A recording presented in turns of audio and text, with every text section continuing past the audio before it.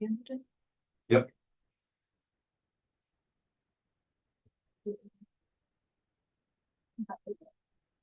Oh, that one. If we need to mute, it's on that computer. Yes, Okay. just down here in the lower left.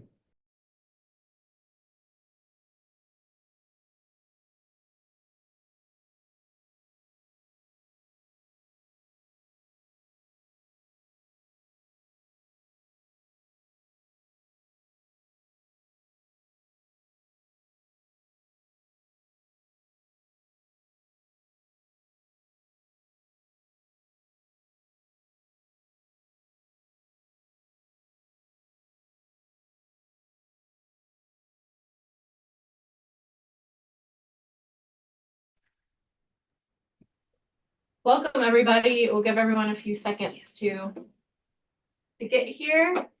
Can I do a quick check to make sure people can hear me? Okay, great. I see. Thumbs up. Welcome, everybody. We'll give everyone a few seconds to, where do we turn that? To get here. Oh, that's. Right through there. Okay, sorry. A little confused. Thank you so much. You bet.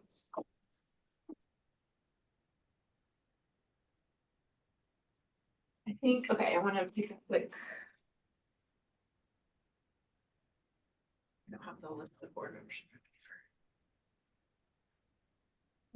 Oh, board members. Angie. Wait, let me. Linda.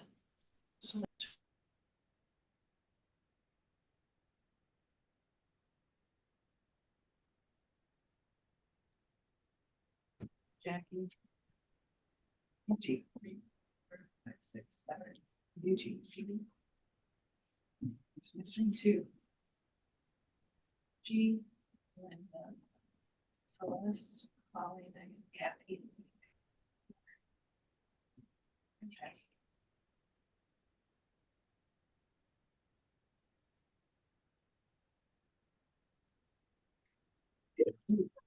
We can start. All right, everybody. Thanks for joining us today for the December ERC Advisory Board meeting.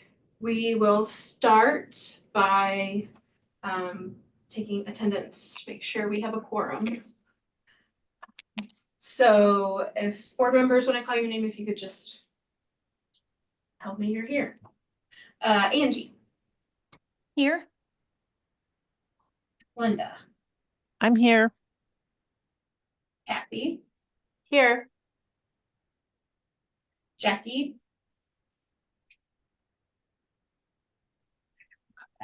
Eugene. Here. Rayon. Here. Holly. Here. Megan. Celeste. Here. So Jackie and Kathy. No, Kathy's here. Megan. It was Jackie and Megan, so we'll drop it, but we do have a quorum, so we can move forward. Next item on the agenda. Oh, here's Megan. So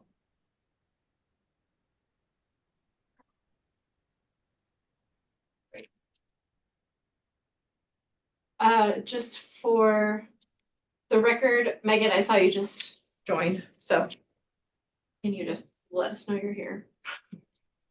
I already took attendance. Maybe she's not here. Megan, are you on? Yes, sorry, I was just able to join. Okay. Awesome, just wanted to get it on record. Okay, and then I'll do one more call for Jackie before I. Okay. All right, next item on the agenda is public testimony, but we don't have anyone signed up for that. And item 3 is consideration and possible action to approve minutes from the September 19th advisory board quarterly meeting. Do I have a motion to approve or questions or comments from the board? This is Kathy. I move to approve. This is Rayon. I second. Okay, all in favor? Aye. Aye. Any opposed? Motion passes. Great, thanks. So next item is consideration and possible action to approve the consent calendar. And do I need to list every item on the consent calendar in the motion? I will. Do I have a motion to approve the consent calendar, which includes extension 3, UH 062, extension 4, UH 040, extension 5, UH 056, extension 6, UH 061, extension 7, UH 083, extension 8, UH 084, extension 11, UTD 142, extension 12, UTD 163, extension 13, UTD 175, extension 14, UTD 179, extension 17, UTA 154, extension 18, UTA 184. Do I have a motion? Yeah, this is Angie. I'll move to approve. This is Rayan, I second. All in favor?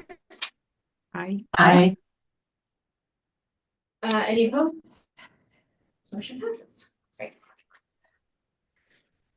Okay, let's dive in. So item 5, consideration and possible action to approve additional data and amendment requests.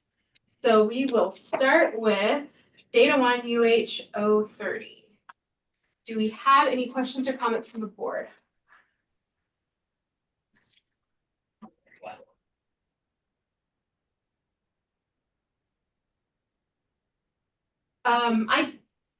Quick question, does this one also need an extension?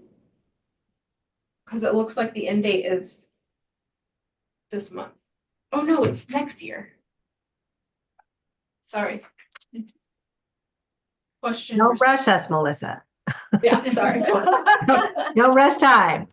I'm already in the next, okay, great. Any other questions? Any real questions from the board? Great, if not, motion to approve.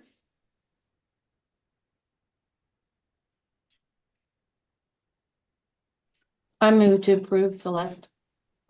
And this is Megan, I second. All in favor? Aye. The opposed, motion passes.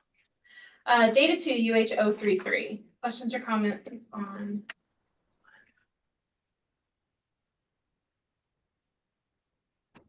Not. So motion. actually, I have a question. It's really more for coordinating board. So basically the TSI data is not correct given the for co-requisite or DevEd? Is that what? That's what I read. Could you elaborate, Celeste? So TSI data that, Yeah, it was Provide. just in the data request. This was Jim Van Oversholt.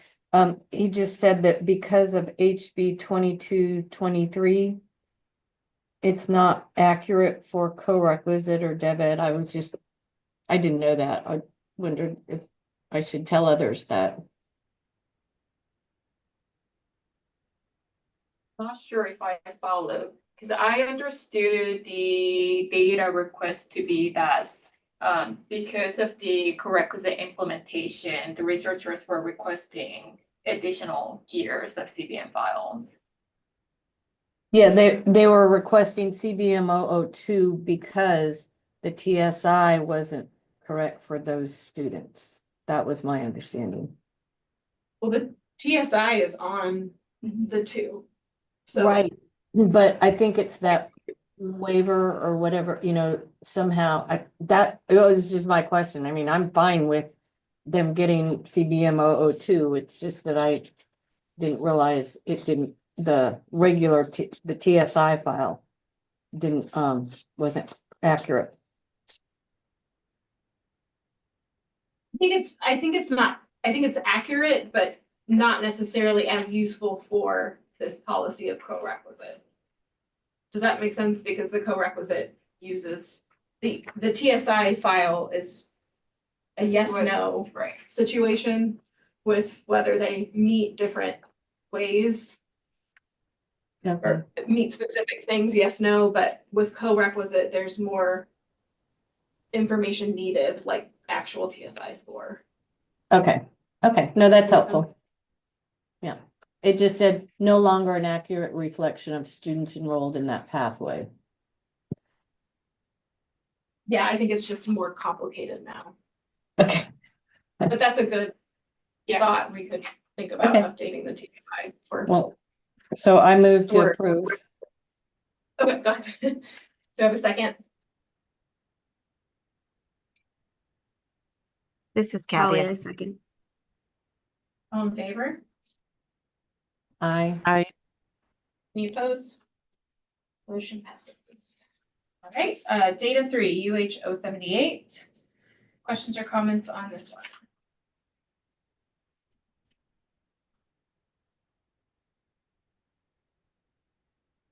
And if not, do I have a motion to approve? This is Megan. I motion to approve. This is I'll- a second. All in favor? Aye. I, Any opposed? Motion passes. Right, data 4, UH 082. Questions or comments from?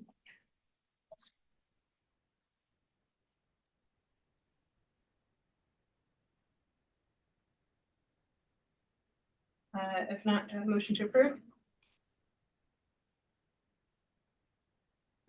This is Angie. I move to approve. This is I second. All in favor? I, Aye. Any opposed? Motion passes. All right, data 5, UTD 184. Questions or comments on this one? And if not, can move to approve. I move to approve. Eugene. This is Rayon, I second. All in favor? I, I, Any opposed? Motion passes. Data 6, UTD 196. Questions or comments? And if not, motion to approve. this is Kathy. I move to approve. I'll second Celeste. All in favor? I, Aye.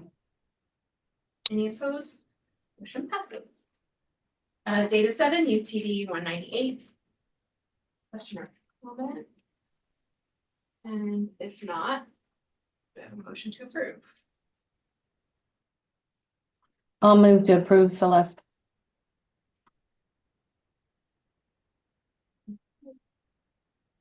This is Megan. I'll second. All in favor? I, Aye. Any opposed? Motion passes. Data 8, UTD 205. Questions or comments? This one? If not, motion to approve. This is Rayon. I move to approve.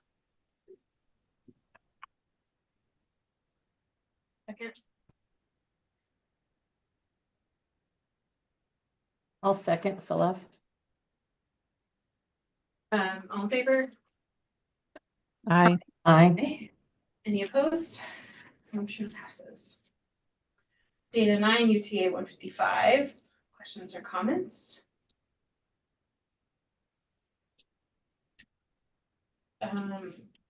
Was this one we needed a clarification on the year? Did mention FY21 to most recent. I think. Oh, it does, okay. There a motion to approve? This is Kathy. I move to approve. I second. Eugene. All in favor? I, Aye. Any opposed? Motion passes. Data 10, UTA 200. Questions or comments?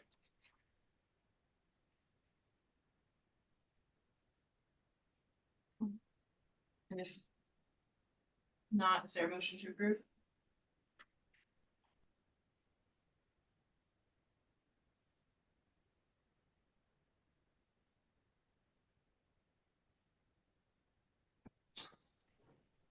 This is Megan. I motion. Oh, I second. All in favor? Aye. Any opposed? Passes. Data 11, UTA 224. Questions or comments? And if not, do I have a motion to approve? This is Megan. I'll motion to approve. This is I'll Angie, second. a second. All in favor? Aye. Aye. Any opposed? Motion passes. Data 12, UTA 231. Questions or comments?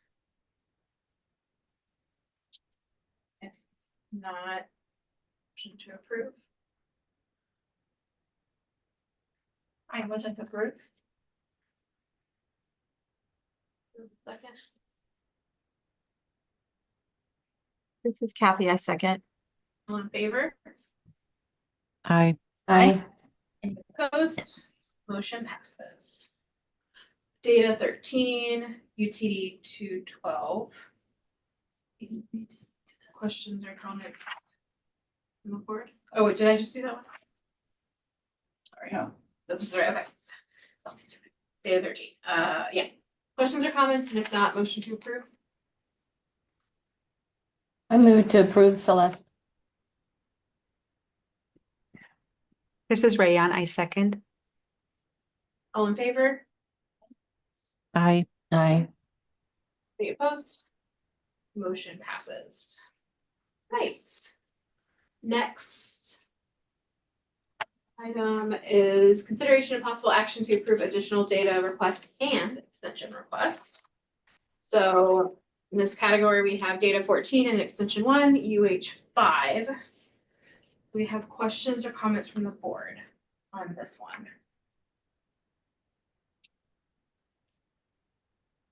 I was just gonna note, Melissa, that I thought an extension was approved in the June 2024 meeting, so, but that was just what the minutes reflected from that meeting.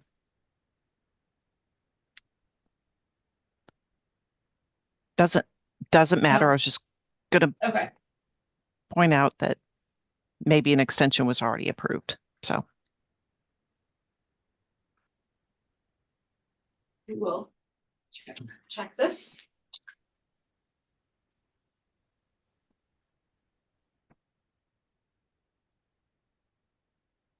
Kathy, does that sound right? I have to double check. I'm sorry if I missed that. And I can check on our end really real time, so. Yeah, and we are too. Just wanted to see if you off the top of your head. Because we all memorize all of them, right? In our brain. Linda does. I feel like she gets for this.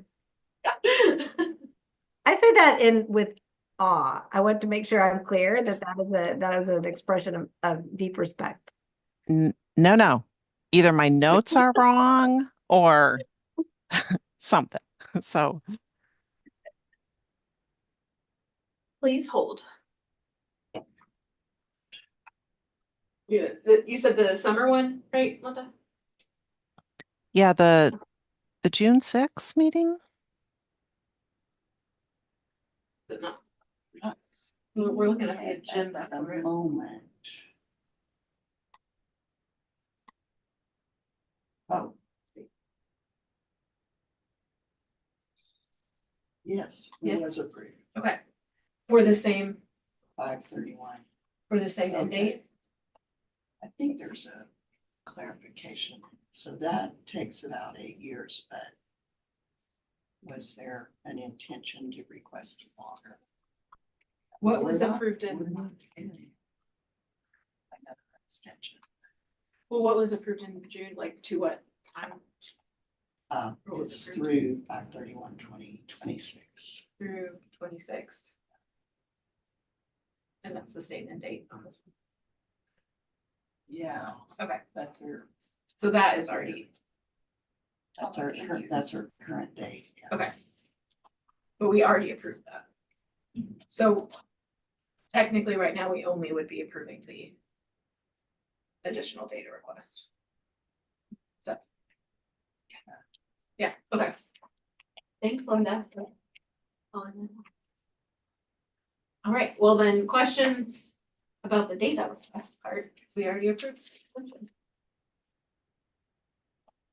And if not, do I have a motion to approve? I move to approve, Celeste. I second. All in favor? I, Okay. Any opposed? Motion passes. I mean, I think.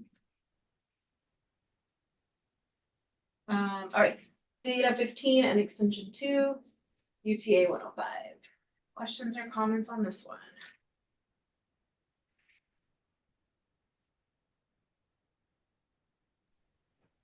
This is Megan. I'll motion to approve. All right, thanks. It's Angie. I'll second. All in favor? I, I- Any opposed? Motion passes. Great, thanks. So next item is extension or consideration and possible action to approve extension requests. So the first several were on the consent calendar. So we come to extension 9, UTD 102, which with this extension goes to about 7. Any questions or comments on this one? And if not, I have a motion to approve. This is Kathy. I move to approve. I second, Celeste. Okay, all in favor? I, I,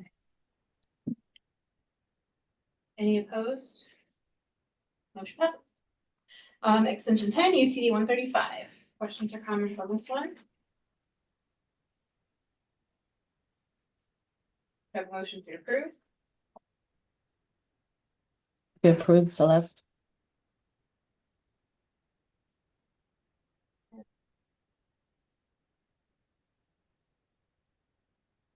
I second. All in favor? I, Aye. I, Any opposed? Motion passes. Extension 15, UTA 129. Questions or comments on this one? And if not.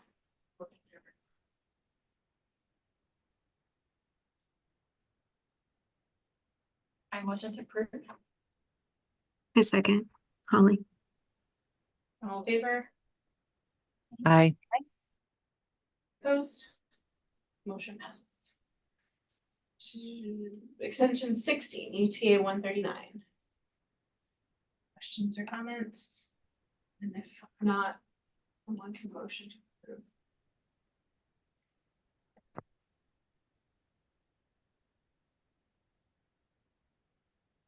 This is Angie. I'll move to approve. Kathy, I'll second. Favor?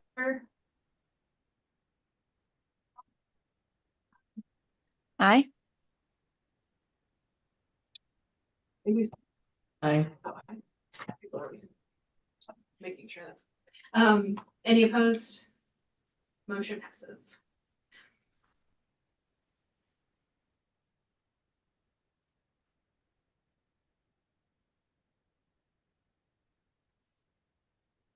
Main event. Item 8, consideration and possible action to approve new research projects. So we're starting with proposal 1. My papers are all out of order.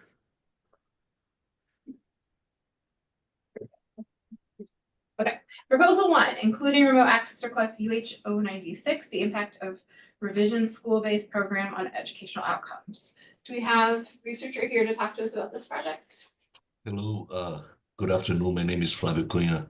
I'm a professor of economics here at Rice University. Thank you for inviting me here today. This is a study that we want to conduct to look at the impact of an intervention with kids who are adolescent and they are at risk of having an involvement with the juvenile justice system. This intervention is conducted by Revision. They are a not-for-profit here in Houston. They work with school districts here in Houston. And really what's impressive is that it's an intervention targeting adolescents that have extreme poverty. The parents are absent or incarcerated. They may have a history of gang involvement.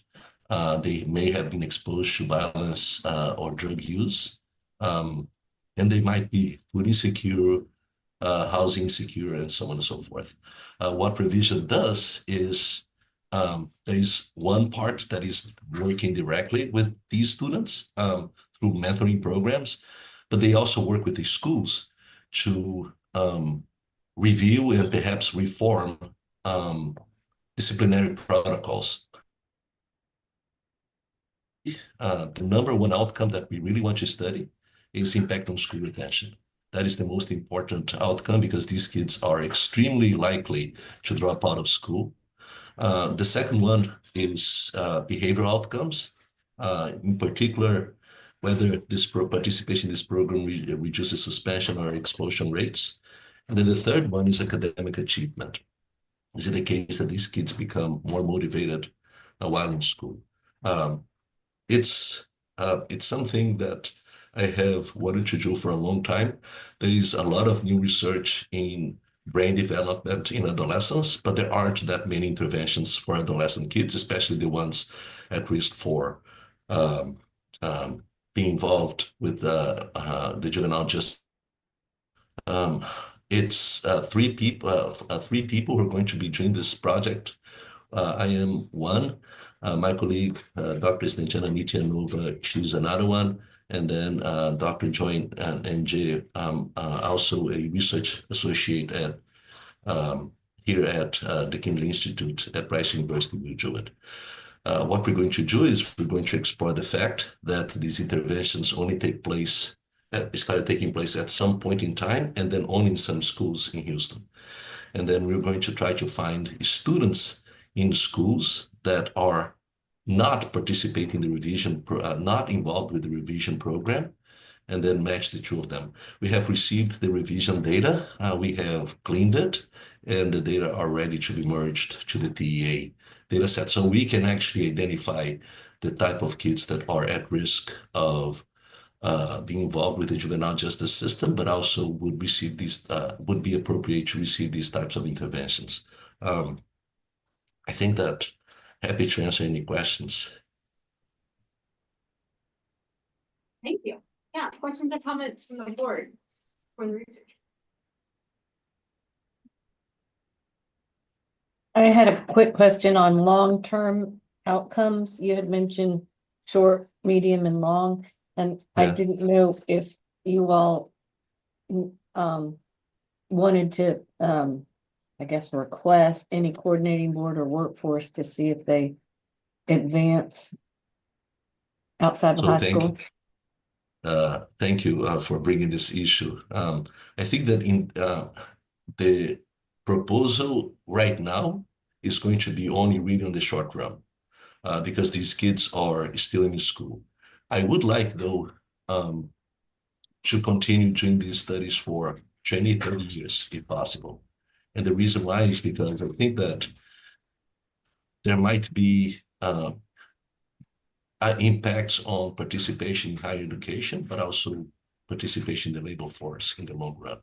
But because of the age of these students, right now we don't actually have the capacity to do really long run, but it's something that we're planning to do. And of course, we're going to come back to the ERC board every few years or so, and then submit a new request for extension of the project or a brand new proposal if that's the appropriate way to do it. Okay, thank you. Yeah, I'm just wondering if you could tell us a little bit more about the program. You know, when did it start? How many schools are participating in the program? Yeah. Which kinds of students are admitted into the program? Mhm. Just so we get a better understanding of how this program might, what makes it so special? Is there anything in Texas that's similar to it? I sincerely don't think that there is. I haven't seen anything in Texas that would be similar to it because Mhm. of the two parts, which is the mentoring part, but also the working with the school to reform the disciplinary records. I haven't seen. I have become very interested in adolescent development because of the new research in brain development in adolescents. But there aren't as many interventions for adolescent kids, particularly kids that are at risk for involvement with the juvenile justice system before they get involved with the juvenile justice system. Now, once you are in the juvenile justice system, then there are interventions that take place. We have collaborated with the Harris County Juvenile Probation Department, particularly for the ones that are violent youth, but no, there aren't that many.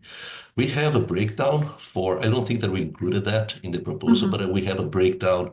What we're going to be looking at are kids between, it's interesting, it's kids between 10 and 24 years old. That's the age range for them. But many of the older youth are not going to be in the school, although they may actually be receiving intervention directly through revision. The other one, it's disproportionate Black and Hispanic students. That's definitely the case. Disproportionate male, I think, if I remember that well. Let me see what else I know. And these schools, oh, sorry, dogs. Hey, so these schools in very high poverty rates, neighborhoods. So these few schools in West Houston, I believe they are 4 schools only, which is great for us to actually find all the students that are eligible to participate, but they simply revision doesn't have the capacity to expand to all of Houston ISD. Does that make sense? So it provides a good case to find high quality control students and then track them over time.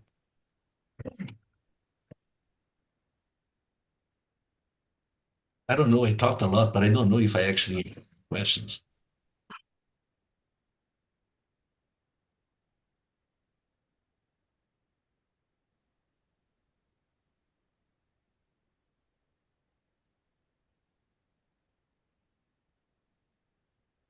Any other questions or comments from the board?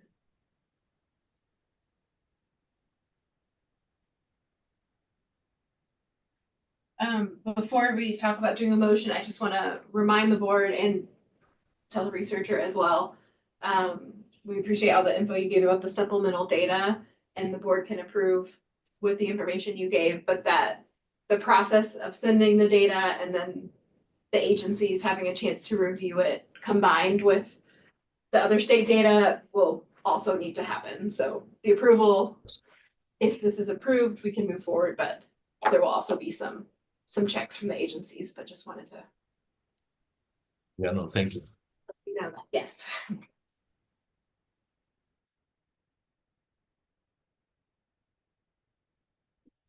Any other questions or comments? Do I have a motion to approve?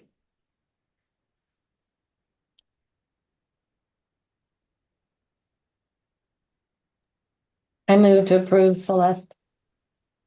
This is Rayan, I second. All in favor? Aye. Aye. Any opposed? Motion passes. Thank you. Bye-bye. Thank you. All right, moving on to proposal 2.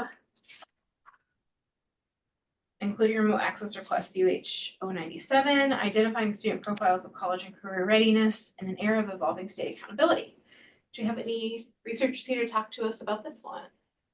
Yes, here. I'm here. My name is Gabriela Sanchez Soto. I'm a senior researcher with the Houston Education Research Consortium. So I'm one of the members of the team that is going to be working on the study, hopefully. Should I go ahead and tell you a little bit more about the project? Yes, please do. Yeah, so this is a project in which we're collaborating with 8 school districts in the Houston area who are our long-term partners. And a lot of what we are asking here is we're very interested in understanding how the many, many opportunities for career and college readiness that school districts provide to students connect. In this particular case, we're thinking about, the accountability and how big of a component of accountability CCMR is in the state of Texas, but also how opportunities for career development and college readiness are a core part of all of these efforts. And specifically, our goal is to try to think through this process as seeing the student as a whole person, right? There are actually many pathways that students can take. There's many opportunities that students can put together and combine as they prepare for the future. And we would like to have a better understanding of how this works. So for this reason, the goal of this research is to understand the variety of academic pathways and experiences that students take in high school and potentially middle school that relate to career readiness. And specifically by identifying profiles of students and based on their participation on these programs and the kinds of course taking they do, and how it connects to outcomes later on. So specifically, we would like to identify profiles of students of college and career readiness. We would also like to see if these profiles vary depending on the characteristics of the students. And later, our goal will be to connect this to outcomes, right? This participation in all of these programs are following a particular pathway of profile of participation in these programs connect to how well they do in high school, to whether they enroll in higher education, the kinds of labor market opportunities they have access to right after high school. And obviously, we're trying to work with relatively recent cohorts, so we are probably focusing only on like really early college and labor outcomes. But we would love to have the opportunity to work on this and extend through this if that's something that our partners are interested in. For this reason, we're requesting a series of data for some recent cohorts to try to understand their high school experiences, but also a couple of years, 1 to 2 years out of high school. I can stop here so that I can have some time for your questions. Great, thank you. Any questions or comments from the board for the researcher?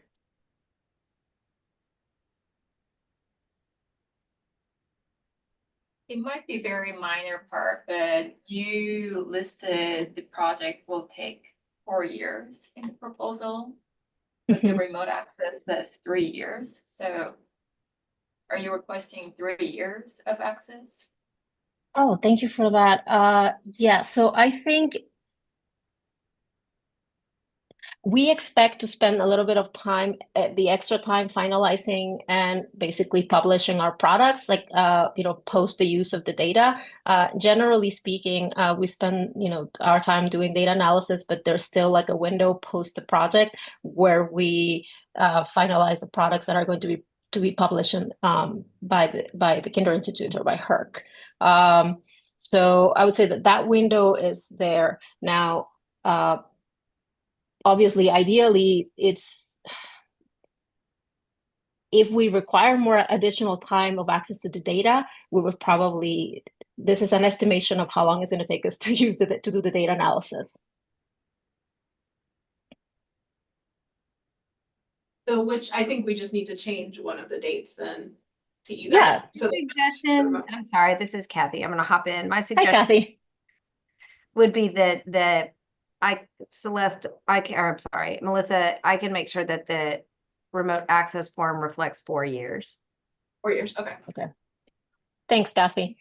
Mm-hmm.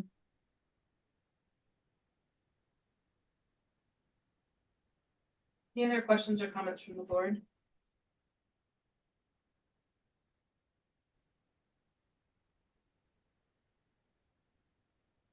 Sorry, if not, do I have a motion to approve? With the amendment to update the Holly, no access date. This is Holly. I motion to approve with the amended end date of the project. I'll second Celeste. All in favor? Aye. Any opposed? Motion passes. Thank you for being here. Thank you, everyone. Great. Proposal 3, including remote access. UH 098, the impacts of early life exposure and interventions on short and long run education and economic outcomes. Do we have a researcher here to talk about this project? Yes. Hi, welcome. Okay, so let me briefly introduce our proposal. So my name is Bogan Kim. I'm currently an assistant professor at the University of Connecticut, and my collaborator, Ezra Koze from UC Merced, is proposing this project together. And our broad motivation of this study is that prior research has shown that early life experiences are critical in shaping long-term socioeconomic and health outcomes.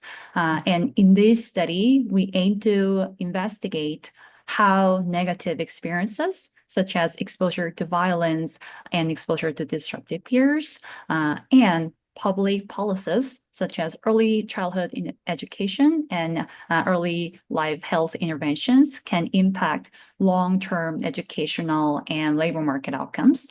And to estimate the causal impact of the shocks and interventions, we will analyze variations in policies and exposure to those shocks across school districts and over time. So we will compare changes in outcomes across exposed and unexposed children across years. And overall, using comprehensive ERC data, we aim to provide in-depth analysis on how early life experiences and interventions can influence later outcomes. And we are proposing to explore the mechanisms through which these exposures can affect students. So we aim to contribute to our understanding of how to target resources to support young children who can benefit the most from these interventions.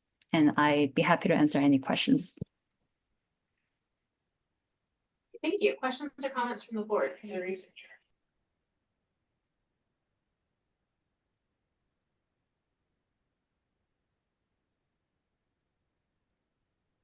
I wanted to make comment about a few things. So I see that you listed SAT and ACT ERC files, which are no longer available at ERCs.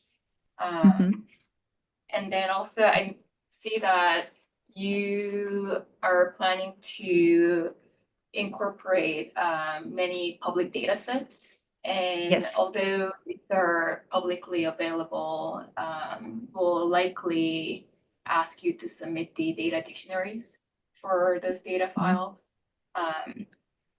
Yeah, and then last comment was, when I was reading through your proposal, I was wondering, if you would benefit from accessing EE2 file, which is for college readiness.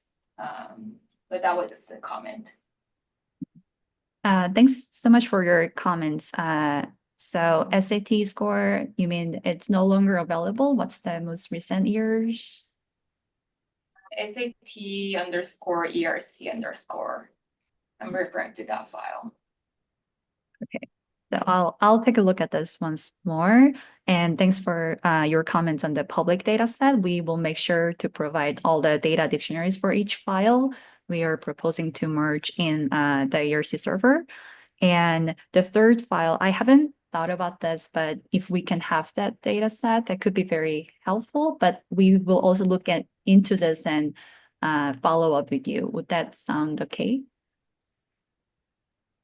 This is Kathy. I might make the suggestion to the last recommendation from Yuji that I think that's us. Thank you, Yuji, for making the suggestion. I would encourage you to consider adding that to the request now, because it would then have to come. It could come back as a supplemental data request if you'd like. But I'll just reinforce. I think it's a good suggestion. Thank you. If we could add this at this point, that would be great.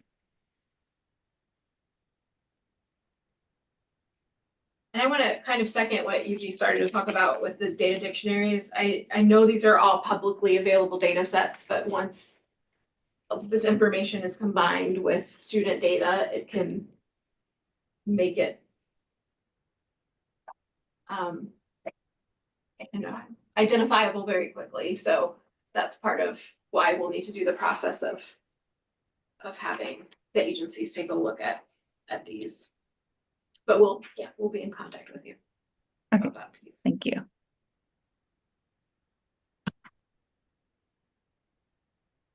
Any other questions or comments on this one?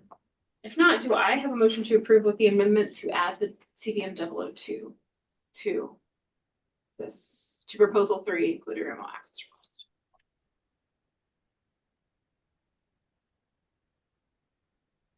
Move to approve. This is Celeste with the amendment of the added data.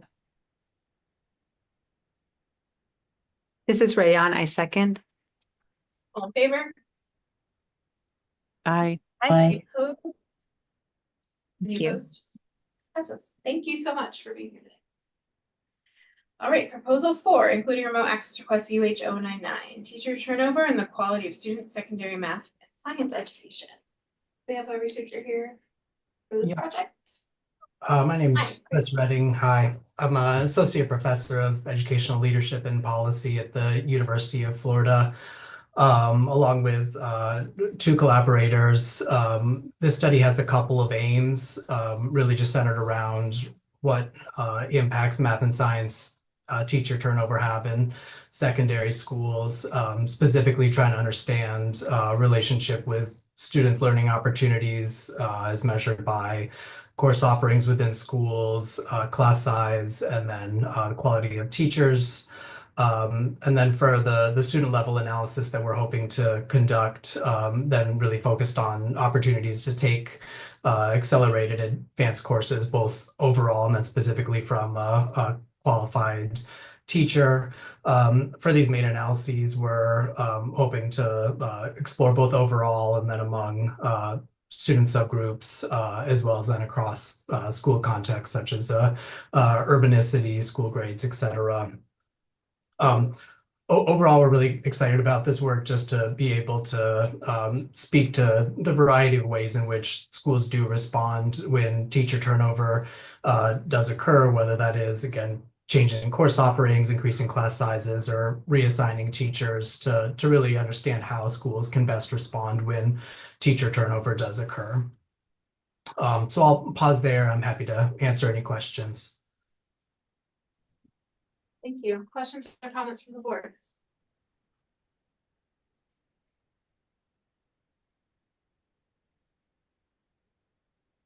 I just had one question about the testing data. I see that you're requesting STAR and you say you want to lagged achievement from 2009 to present. STAR didn't start till 2012.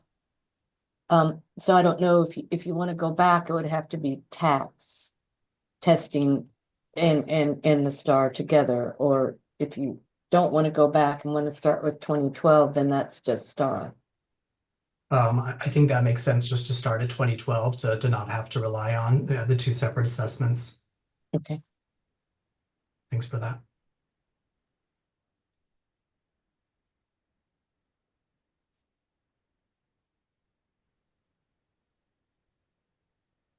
Questions or comments? If not, do I have a motion to approve? This is Megan. I motion to approve. I second. Eugene. All in favor? Aye. Aye. Any opposed? Motion passes. Thanks for being here today. Thank you all. Right, proposal 5, including remote access requests, UH100, improving higher education outcomes of foster youth in Texas, proposal to evaluate a peer mentoring program at 6 pilot institution. We have anyone here to talk to us about this project? Yes. Hi, good afternoon, everybody. I'm Tony Watt. I'm chair and professor of sociology at Texas State University. I appreciate your considering our new proposal. This project is an extension of the work that my research partners and I have been doing for 15 years, and it includes a kind of an expansion of an earlier ERC project that we're working on and wrapping up right now. Basically, we've been working to try to better understand higher education outcomes for youth who've been in foster care and trying to identify best practices. This proposal is one that we're really excited about because it's a new project that got funded by the Moody Impact Grant. And it is to create, as you can see, a peer mentoring program at 6 pilot institutions. The rationale for this really comes from some of the research that we've done over the years and other people have done, where the students who have experienced foster care who are in higher ed talk about the fact that they really want to connect to other students who've had similar experiences and to create a community of support for one another. And also, we've learned that in California, peer support is a really common part of the campus support initiative that California sponsors. And I fortunately got to fly out there a couple months ago to their conference and meet the program directors, some of the students who've been served, the peer support workers, and they really raved about the potential benefits of peer support for these students. But when I talked to them about it, they didn't really have any research on this. They didn't have research on how to implement it. They didn't have research on impacts. So we're really hoping to try to develop this in Texas and then to also do the data analysis and get the research associated with it so we can better understand whether it works, and if so, what it should look like. Our job in this project is to design, implement, and evaluate these pilot programs. This will require supplemental data, and I've been working with Dr. Hargrove and Dr. Kim and the coordinating board. They've been tremendously helpful. This is the third time that I'll be requesting access for this supplemental data in various forms, and it requires that the coordinating board work with DFPS. But we've had a lot of success doing this before, so I know it's feasible. Just really grateful to Dr. Hargrove and Dr. Kim for their help with all of this. We think this has a lot of potential to influence policy. The most recent ERC project looked at, among a number of different things, we looked at the liaison legislation that passed in 2015 and 2019 and found that it's well intended, there are potential benefits, but that there have been problems with implementation and that the outcomes that were hoped for haven't really been realized. And part of that was because the liaisons have told us that they didn't have enough funding, time, or training to do this work. We also found that we found that none of the liaisons that we interviewed had any lived experience in the foster care system.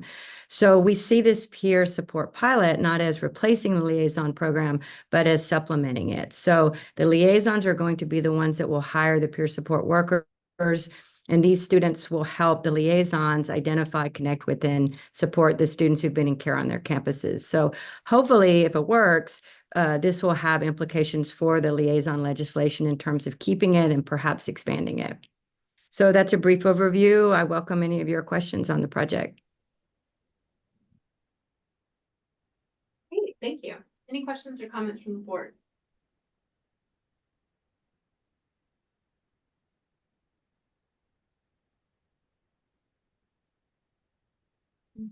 Without any, do I have a motion to approve? This is Angie. I'll move to approve. This is Rayan. I second. All in favor? Aye. Any opposed? Motion passes. Thank Thank you you. so much. Okay, proposal 7. Sorry, getting ahead of myself. Proposal 6, including remote access or class UTD 217, evaluating the impact of Texas teachers designated by the teacher incentive allotment on student outcomes. We're here to talk about this one. Yes, I am. Can you hear me? Hi, yes. Okay, perfect. Good evening or good afternoon, everyone. My name is Dareem Antoine. I am a second-year economics student at the University of Texas at Dallas and research assistant at the Texas Schools Project. I'll be working on this project with my advisor, Dr. Trey Miller, and this is also a part of a partnership between the Texas Schools Project and the Commit Partnership. Hopefully as well, this research should be a part of my or chapter of my dissertation. So I'll tell you a little bit more background about it. As a part of or coming from the COVID-19 pandemic, addressing learning losses became a key priority for education policymakers. And as a result of that, we have House Bill 4545, which mandates accelerated learning for students who fail to meet grade level performance on state assessments through two different mechanisms. The first of those being the teacher incentive allotment, or placing students in a classroom with a teacher who is designated under the teacher incentive allotment, or TIA, or mandating that that student have a certain amount of small group supplemental instruction hours throughout the year in order to mitigate that learning loss. So emerging evidence is supporting that high-performing teachers and targeted tutoring can improve academic outcomes, but very little is known about the relative efficacy of both of these approaches in mitigating pandemic-era learning losses as well. The TIA offers financial incentives for teachers who are identified as highly effective, while supplemental instruction provides intensive small group instruction tailored for individual learning needs. What we see from the implementation of both of these in tandem with House Bill 4545 is a decrease in the amount of students who fail to meet grade level standards in mathematics from 39% in 2021 to 31% in 2023. So there we have a need to evaluate the distinct contributions of each of these interventions, as well as how they interact with each other. So we aim to establish or examine the causal effects of this policy on both academic and non-academic outcomes using, of course, the rich data through the Texas Education Agency. Specifically, we will assess how TIA designated teachers and supplemental instruction impact standardized test scores, attendance, disciplinary incidents, and long-term educational outcomes or longer-term educational outcomes using regression analysis. And I will note here that this project involves the use of data that is not regularly housed within the ERC framework. However, we have already contacted TEA regarding the possibility of including this data and received a favorable outcome for that. In terms of the benefit of this data, with a focus, of course, on the large, diverse population, student population of Texas, this study has the potential to inform equity initiatives, inform iterations of HB 45, because it has been one piece of legislation that has evolved over time. And the findings can contribute to a growing body of literature on using teacher incentives or using high impact tutoring or both in accelerated learning frameworks, and offer guidance to not only the state of Texas, but the greater education community. With that, I thank you for your time, and I'd like to answer any questions if you'd have it.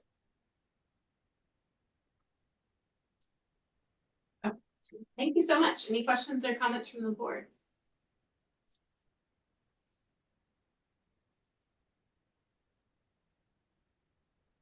This is Kathy, not a question, but a comment. Excited about this work, and I'm sure you're already connecting in with the work that's happening commissioned at the state by Jacob Kirksey and Jessica Gottlieb and others.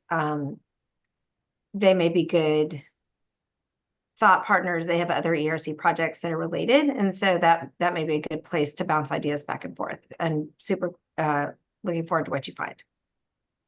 Thank you. I actually looked at some data, some findings, a policy brief from Dr. Kirksey recently, so I appreciate that comment.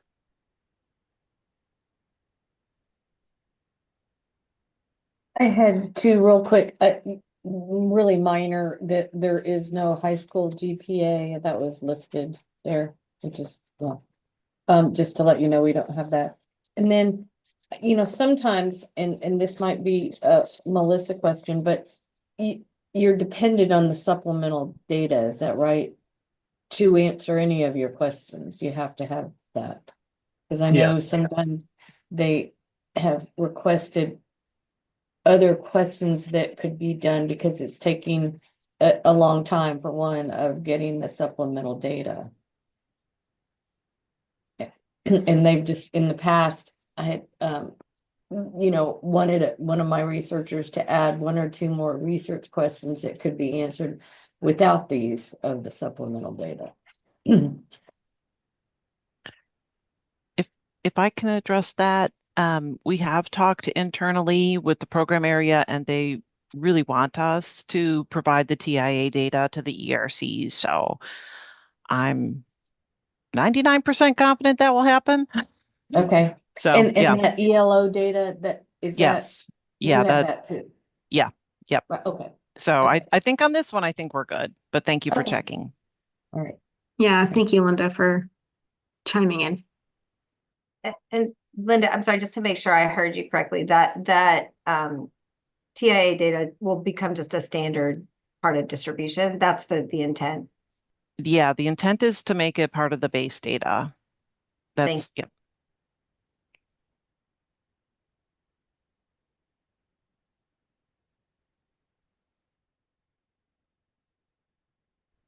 Any other questions or comments? I move to approve proposal 6. A second. This is All in Holly. favor? Aye. Aye. Any opposed? Motion passes. Thanks for being here today. Good luck with your work. Thank you. Proposal 7, including remote access request UTD 218, examining the composition, distribution, stability, and effectiveness of education teacher workforce in Texas. Study within the IES funded SPARK or SPARK. See, can I say SPARK? Initiative. I don't know if you say the letters or say SPARK. We have a researcher here to talk about this one. Hello, everyone. I'm the researcher leading this effort, and I'm a Li Feng Professor of Economics at the Department of Finance and Economics at Texas State University. So this project is actually funded IES National Research and Development Center, which is really exciting because it will be a 5-year R&D center, and we have. I'll give you an overview, but I'll get to the point where I think it's super exciting, not just for Texas, but for the state, for the whole nation. The SPARK project is sort of one of Texas is one of the 7 states that are involved in the project. It's the overall study is led by the American Institute for Research, and 7 states are involved. It include Hawaii, Indiana, Massachusetts, Pennsylvania, Virginia, and Washington. So the set workforce has been the backbone of special education but however, it faces a lot of issues like shortage, high turnover, and a lot of disparities in the preparation, also the distribution of special education workforce. So we have 3 major research objectives. The first one, we're going to just describe the current state of the composition, distribution, stability, and effectiveness of the special educator workforce. The second major objective is assessing the connection between the special education teacher preparation pathways and the composition, distribution, stability, and effectiveness of special educator workforce. Just to kind of make a note that we have been working with the Texas Education Agency's Mark Olofsson, who is a director for the educator preparation in that division. Third objective, we're looking at understanding the contributors or these different policies or programs that are implemented by different district, how that could affect the composition, sort of this on the overall special educator workforce. The part that I feel that are super exciting is really the part where we're building the field. We're going to be looking at connecting, part of the effort, part of the National Center will be actually recruiting Spark, what we call Spark Scholars. So that is really just building the field to train PhD level student and future scholars in terms of developing both skill sets in terms of analyzing special education workforce, but also have a overall understanding of the policy landscape of this field.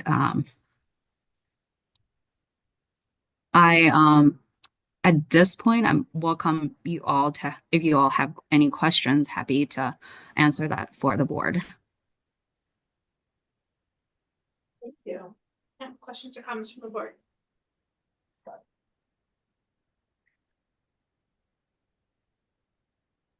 I wanted to congratulate you on getting the grant because I know that I had done one of the letters of support, so this is exciting. Thank you so much, Celeste. Yeah, we appreciate it. And then I only had one other comment about the special ed data that now they have split the special ed file into 3 different sets now. It's on like program disabilities and services received. So you might want to list those. That's more recent change, but they weren't listed, so you'll want them, I'm sure. Great. Duly noted. Also, one comment about the CBM004, that CBM004 files retired after fall 21. 21. Okay. Thank you.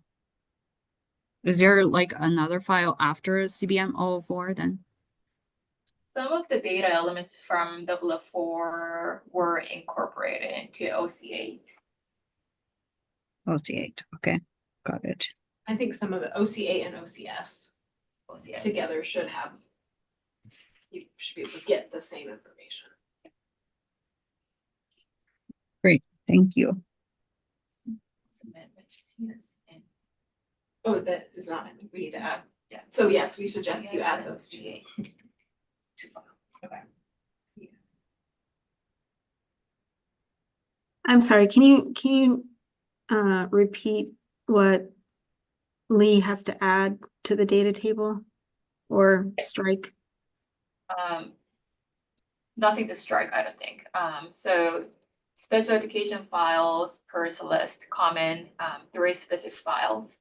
And then since 004 was retired after fall 21, researchers should add OC8 and OCS. Okay.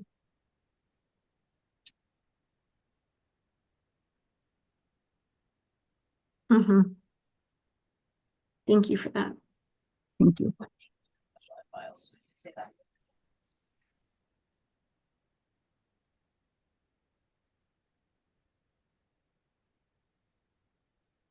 Any other questions or comments while we're looking at the specific names?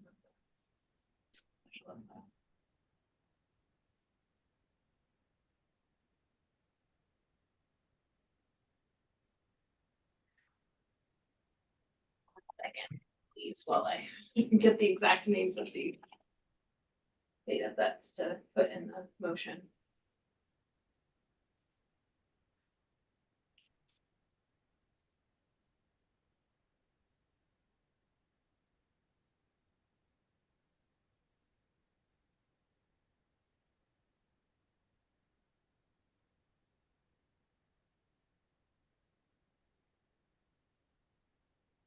All right, so do I have a motion to approve with the amendment to add the following data sets to the request? P spec ed PGM student, P spec ed services student, sorry. P spec ed DIS student, CBM OC8 and OBM CBM OCS.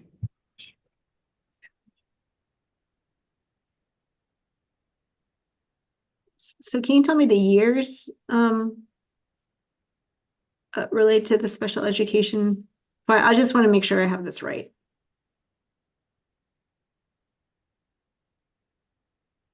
Or is that something that we would have to clarify with you after reviewing the file? These files, so Liz, please correct me if I'm wrong since you made this comment. I'm seeing these files were specific starting from 22. That sounds right, 2022 onward? Yeah. Yes. Okay. And the CBM OCS and the CBM 008, the spring OCS files from 2022 need to be added? Correct. So the early, for both of these cases, it's just the earliest they start, right? Okay. Okay. Okay, thank you for clarifying.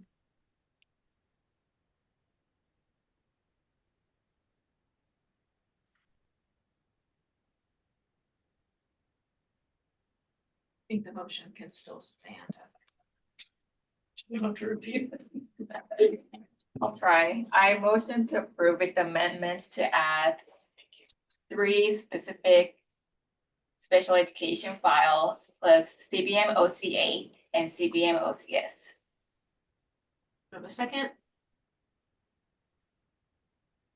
This is Motion to Megan. approve. All in favor?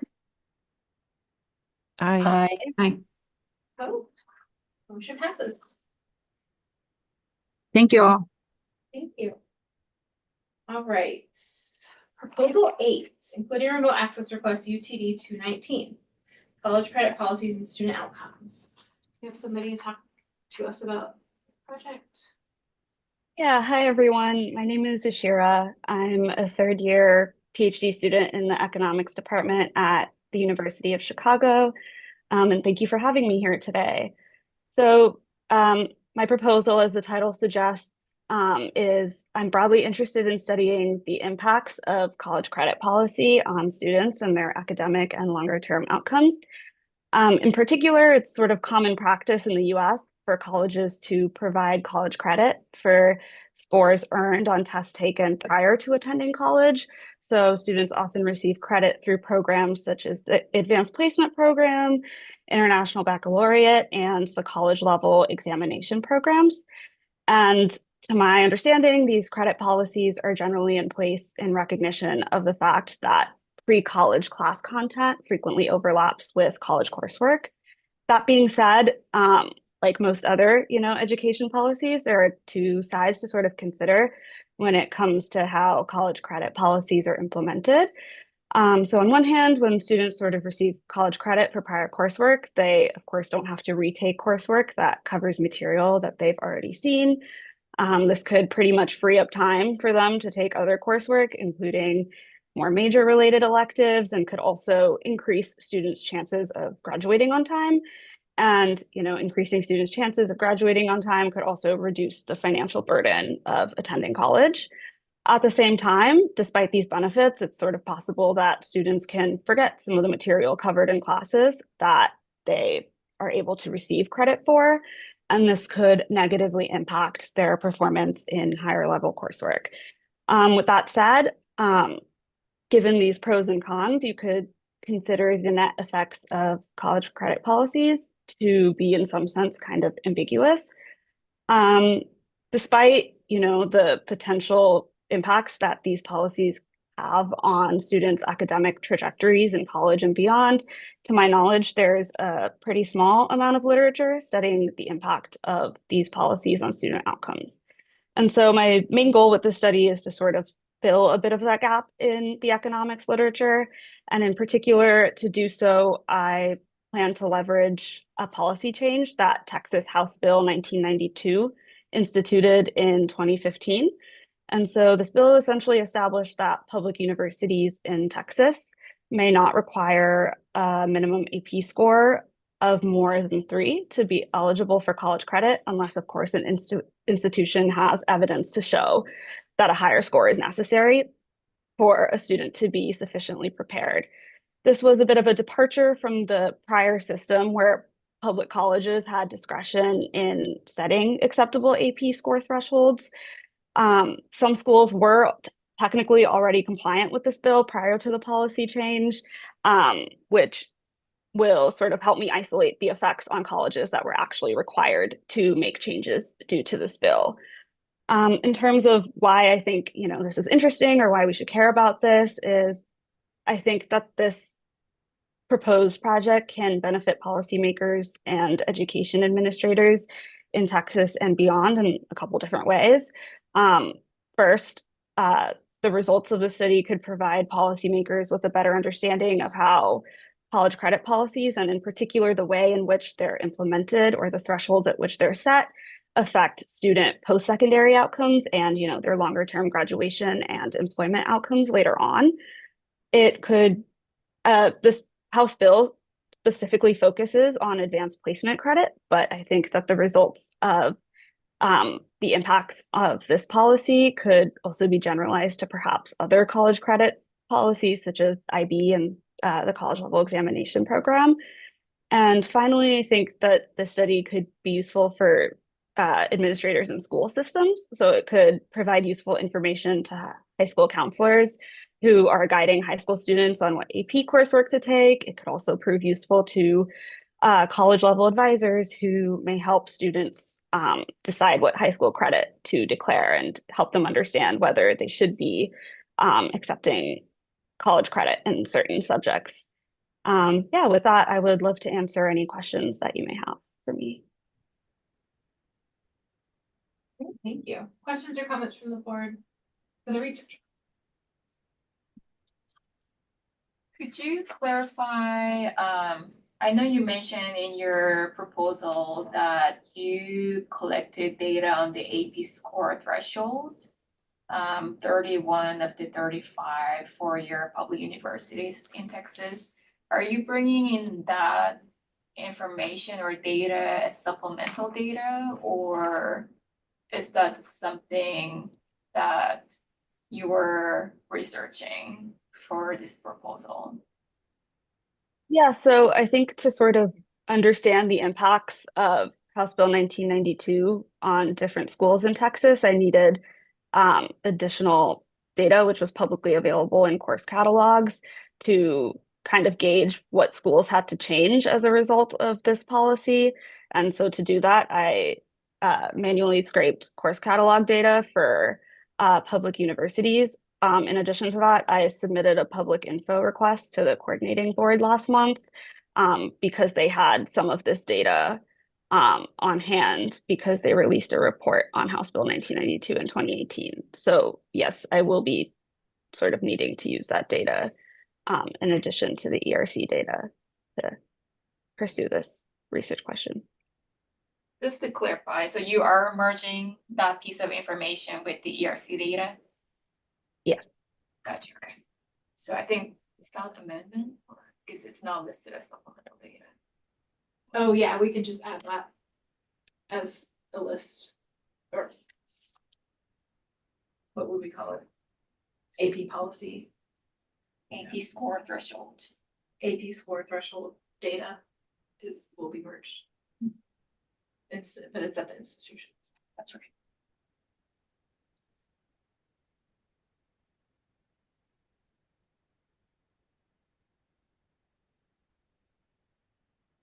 Any other questions or comments from the board?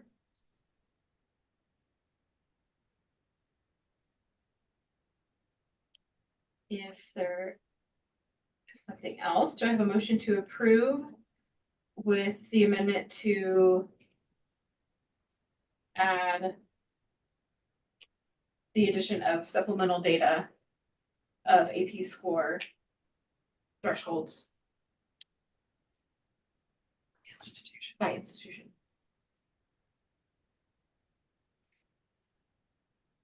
This is Kathy. I move to approve with the amendments articulated.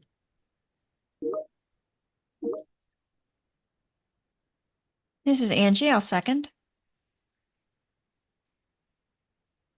All in favor? Aye. Aye. Any opposed? Motion passes. Thank you. All right. Next we have proposal 9, including remote access requests UTD 220, understanding the academic and behavioral outcomes of students who receive early home and professional support for developmental delays and disorders. We have a researcher here to talk about this one. Yeah, I'm here. Hi. Hi, welcome. All right. Thanks so much for having us. I'm Dr. Mandy McGuire. So I'm a professor in speech language and hearing sciences here at UTD and the executive director of the Center for Children and Families.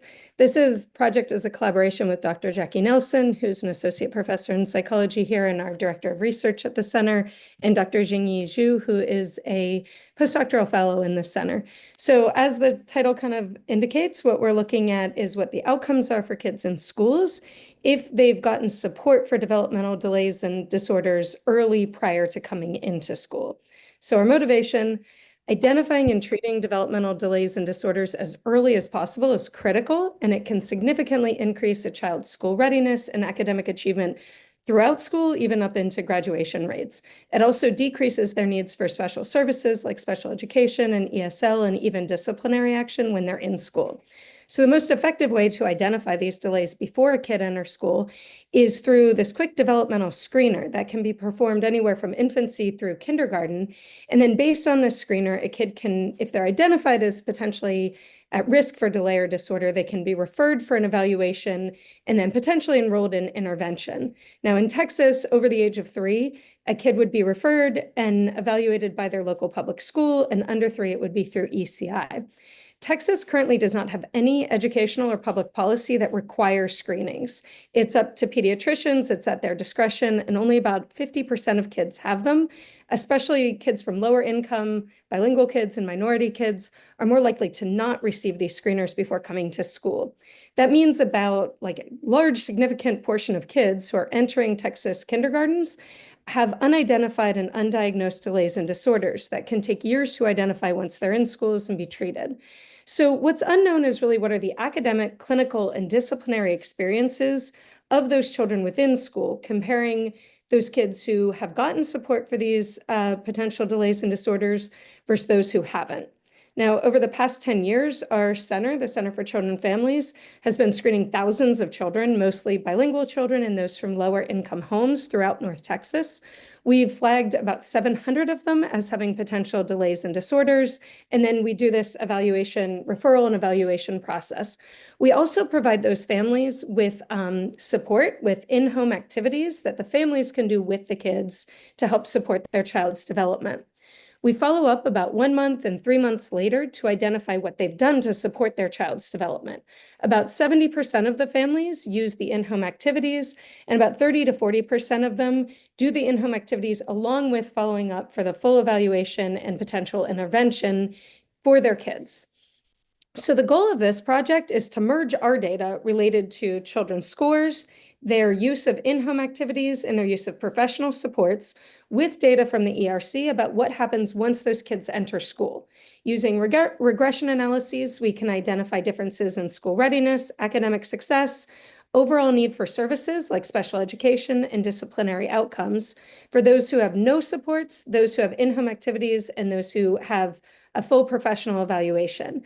The benefits for policymakers and educators are that we hope to be able to show the benefits for children, teachers, and the school more broadly so that we can potentially implement a universal screening policy for all kids in Texas like they have in some other states. So thank you for listening, and I am open to taking questions. Great, thank you. Any questions or comments from the board?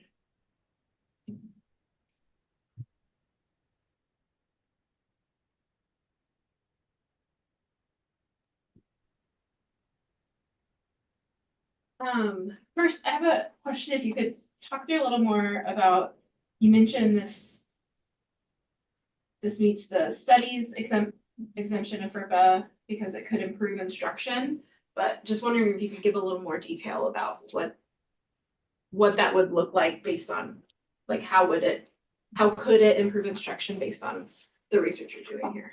Sure. So part of the ways it would inform instruction is if the children are able to get an evaluation and get that information into the parents' hands, that information is carried on to the school. So the schools would have access to that, which means they could quickly get the kids into special education. The teacher also knowing this ahead of time can help give those teachers a plan for working with those kids to best support the kids based on that evaluation before the kids even enter school. So this really provides the children and the teachers and the school district kind of a heads up before the kid enters kindergarten to start preparing to affect their education. Are there any specific policy changes or policies that could be affected, or are you saying mostly that the policy would be we require the screening? The main policy would be doing some type of screener where this could come through the educational policy starting at age 3 to do screeners early on before kids enter school. So it wouldn't affect necessarily kindergarten, because at kindergarten, that's when you start pulling in speech language services from the school, which requires a speech therapist, which is expensive, and we don't have a lot of access to speech therapists in a lot of the schools. These early screeners do not require speech therapists. This can be done with someone with a high school education or less if they're well trained. So this also takes fewer resources from the school if we can identify this earlier. That evaluation will be given to the speech therapist once they come into the schools, but that also lowers the need for an evaluation once they enter school and allows them to get into those services much more quickly.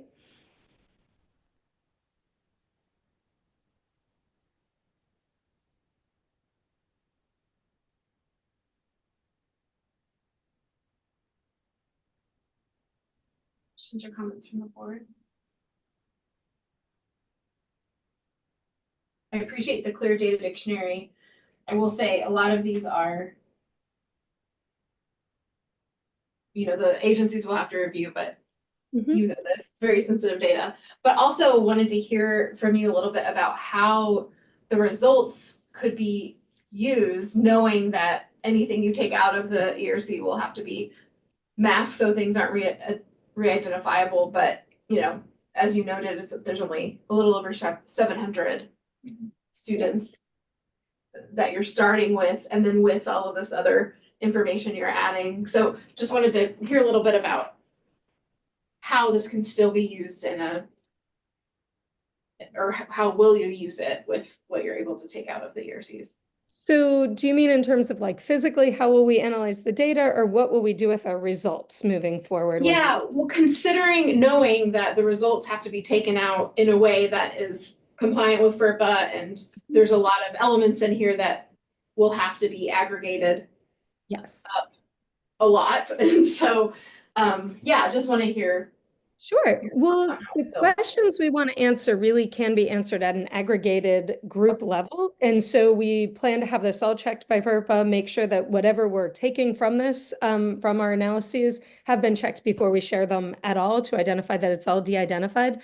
But really, we're looking for broad trends. So we're not looking for very specific information. Just in general, does this require, if a child is identified earlier, do we have less need for services overall? We don't need specificity on exactly what those services are or specificity in what ages those are occurring, but just general broad overview that we can get at a group level.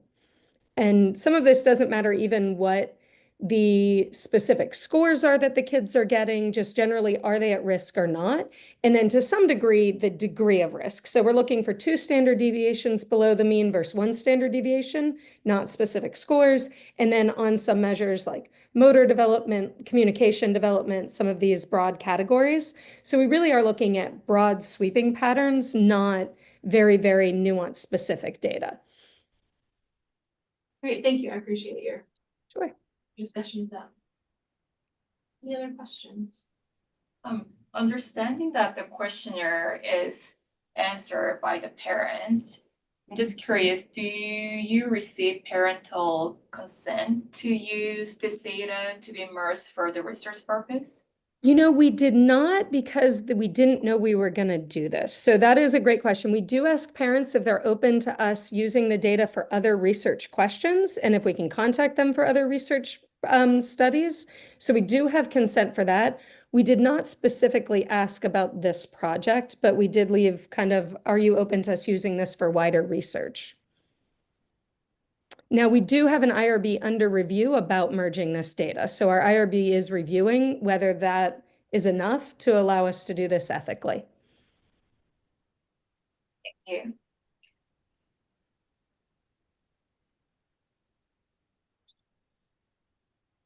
are we able to approve it without knowing if it can be used? I can Yeah. follow up on that. Yeah, I think this is where we would get into the situation of, because that's a pretty big open question of if we're not sure because of the parental consent piece, if it actually could be used here. I would say that's, I mean, again, we do have access to using this for wide research questions. And so the IRB is just going to identify whether our current IRB is broad enough that identifies it. So when we were collecting data, that is part of, they know that they are doing a research project with a research institute and that we are using for research. So the IRB that they sign is not just to get the clinical results. It's not just a clinical evaluation. They're well aware that this is part of a larger research study and that we are doing research with the data. Thank you for that clarification. So it sounds like you do have. Yes, we have approval IRB to use it approval for to research. use Okay. this for research. Absolutely. So that's a great question, though. Yes. Thank you. Mhm. Great. Other questions or comments? If there aren't, do I have a motion to approve? I motion to approve. This is Holly. I motion to approve. Second. I second. All in favor? Aye. Any opposed? Motion passes. Thanks so much for the good discussion. Good luck. Thank you. Proposal 10, including remote access request UTD 221, childhood access to food assistance and educational attainment. We'll have a researcher here to talk about this one. Hi, my name's Tucker Smith. I am a research economist at the Federal Reserve Bank of Dallas. I'm working on this with Camila Morales from UT Dallas. So our project will examine the effects of access to food assistance during childhood on educational attainment, particularly looking at that for immigrant households or for children from immigrant households. Specifically, we're going to focus on the Supplemental Nutrition Assistance Program, known as SNAP, or previously known as food stamps, which provides monthly vouchers worth up to almost $1,000 for a family of 4 to low-income households in an attempt to combat food insecurity. So we're going to examine policy changes in 1996 and 2002 that removed and then restored eligibility for most documented immigrants. The ERC data is going to allow us to identify individual students that are likely children of immigrants and that meet SNAP income criteria, or likely meet SNAP income criteria, because we can observe the language spoken at home and we can observe their eligibility for free reduced price lunch. So we'll use these proxies and compare academic, behavioral, and labor market outcomes of likely eligible to likely ineligible Hispanic students under both of these SNAP policy regimes when immigrants were versus were not eligible. We think this research is really important for the state of Texas for a few reasons. So first, it'll broadly improve our understanding of how disparities in household resources contribute to achievement gaps between immigrant and non-immigrant students or students from immigrant or non-immigrant households, which is really relevant to the closing the gaps domain of the TA's accountability system, particularly because our population of interest closely overlaps with English learners. Second, the results are going to help inform the state's administering of SNAP itself. And so SNAP is a federal program, but states have some flexibility in how they actually administer it, including the option to use their own funding to extend benefits to federally ineligible groups. One such group is documented immigrants that have been in the U.S. for less than 5 years. Those immigrants are still ineligible even after the most recent policy change. And so in Texas, there are 121,000 individuals in households that would experience gains in their SNAP benefits if Texas were to extend coverage to documented immigrants that recently moved to the country. And our research is going to speak to potential benefits for children in such households. Moreover, even among children or among immigrants who are eligible for participating in SNAP, their participation rates are much lower than that of their U.S.-born counterparts, or even of their U.S.-born counterparts. And so we can actually think from this perspective of public schools as a relatively unique touch point for immigrant households with the government, and that our research could help justify potentially state establishing programs operating directly through local schools to help potentially eligible households enroll in SNAP or other benefit programs. And this could look similar to programs from other states that administer applications for federal financial aid at high schools, or programs at community colleges that assist students in applying for benefit programs. And finally, our results will be relevant to state and local policies regarding free school meals, which is the primary method that education policymakers have to use to combat food insecurity. Under the community eligibility provision, around half of public schools in Texas already provide free lunch to all students. Funding for this program actually, though, is calculated in part based on student body participation in SNAP. So Texas districts actually have a direct incentive to increase SNAP participation among eligible households. Texas also began offering free breakfast for all FRP eligible students, and Fort Worth, among a few other districts, I believe, began offering free dinner to students in after-school enrichment programs.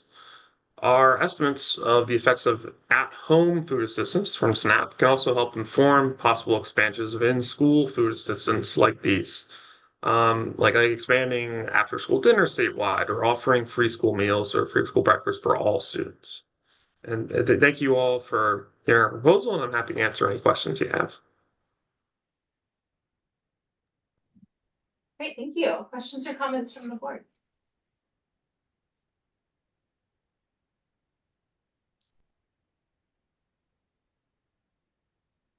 Melissa, this is really a question for you.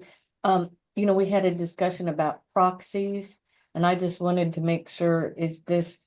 Well, that was a specific type I'm of sorry. proxy. That was what? The conversation I had with you was a proxy for a different topic that was. Yes. I just didn't know if it was the proxy part or what part, but. No, proxies, I mean, that's open for discussion here, but that's more of like a methodological question. Okay. In general, but the topic itself here, I don't think is a legal. That's fine. Yeah.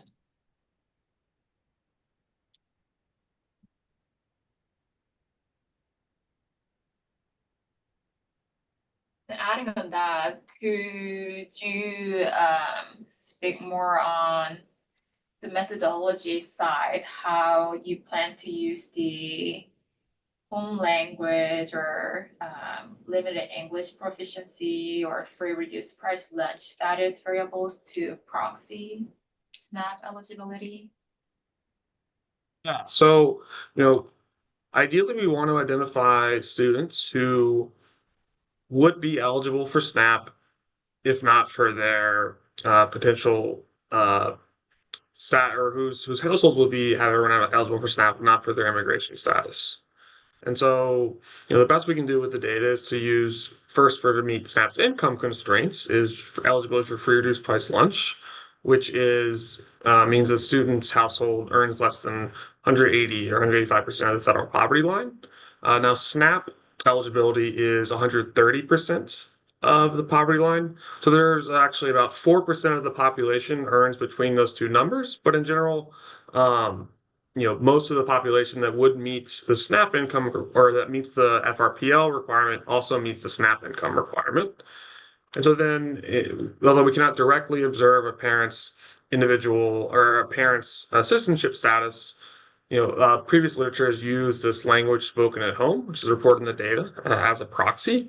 And we have gone and looked in other data sources to kind of confirm the strength of this measure using data from the American Community Surveys. We can see that about 90% of immigrant households with children report speaking a language other than English, as opposed to about 17%, I believe, of such households that are not with parents that are not immigrants. So we think these are both pretty good proxies. Our design will be is comparing changes across cohorts in these more treated students, so those that with likely immigrant parents that are low income, versus those with likely non-immigrant parents that are still low income, under these two, before versus after these policy changes. And so kind of the little bit of noise from the proxy measure will be washed out. Thank you for clarifying it. Other questions, comments? And if not, does anyone have a motion to approve?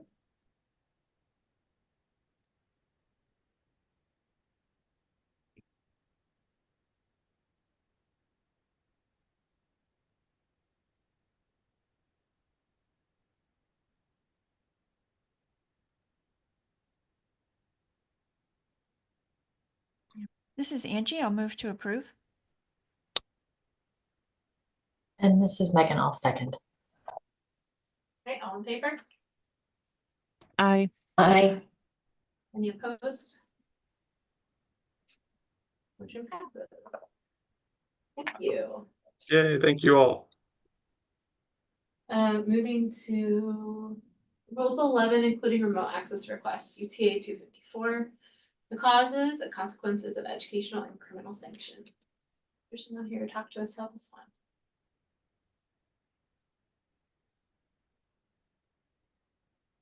Hi, everybody.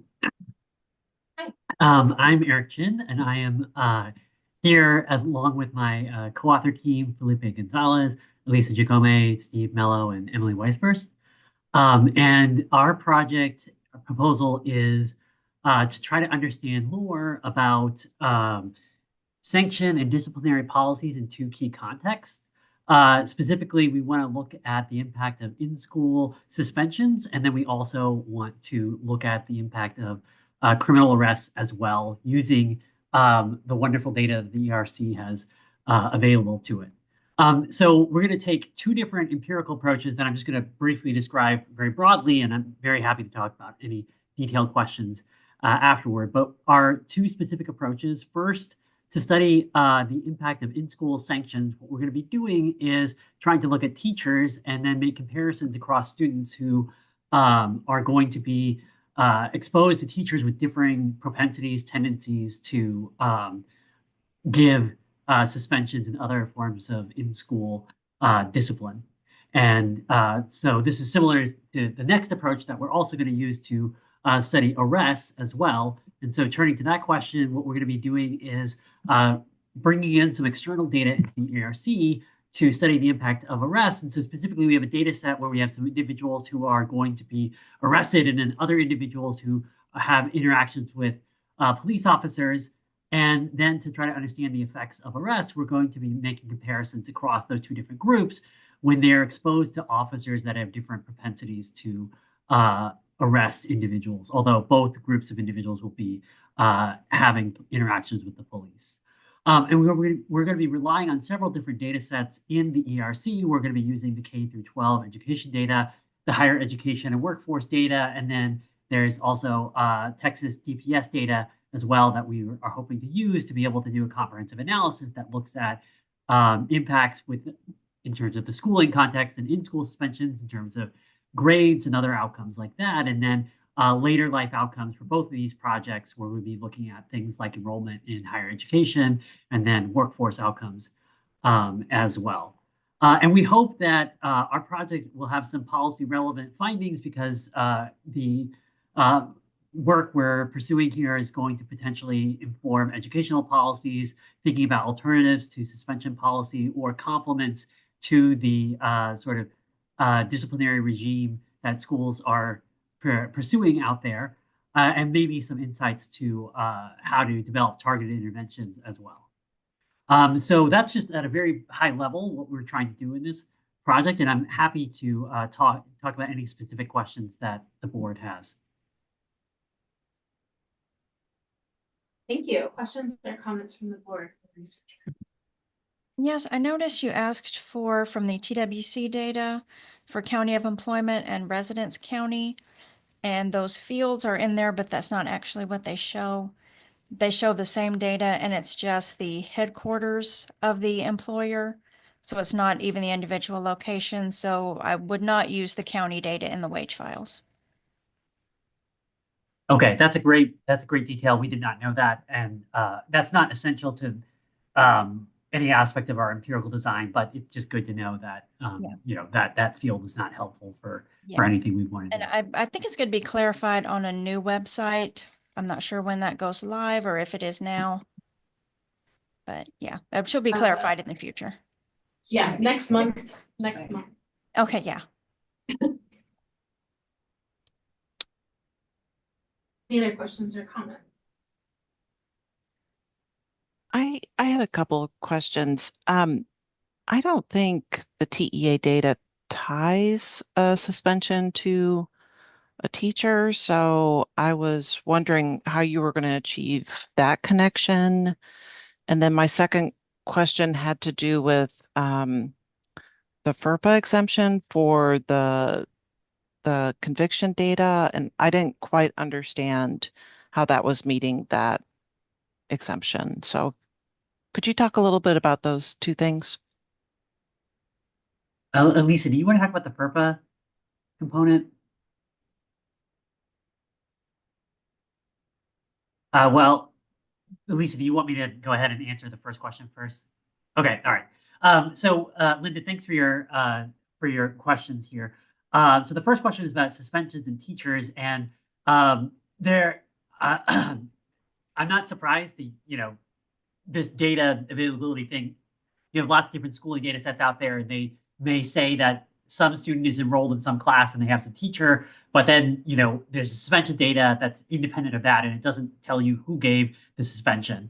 So I think that a number of different studies have sort of just usually sort of ignored that distinction in the data that the teacher is actually giving the suspension. But I think qualitatively and depending on the grade, I think we should definitely double check and look at this, that we're thinking that most of the exposure in the schooling setting that students are going to have is with their teachers. And in higher grades, obviously, we'll be much more mixed. We'll have to do a little bit of thinking about how to get around that fact. But I think we were just sort of going to look at all the teachers a student has, look at their suspensions, even if those suspensions aren't coming from those specific teachers, and then just sort of work with that measurement error that we would have there.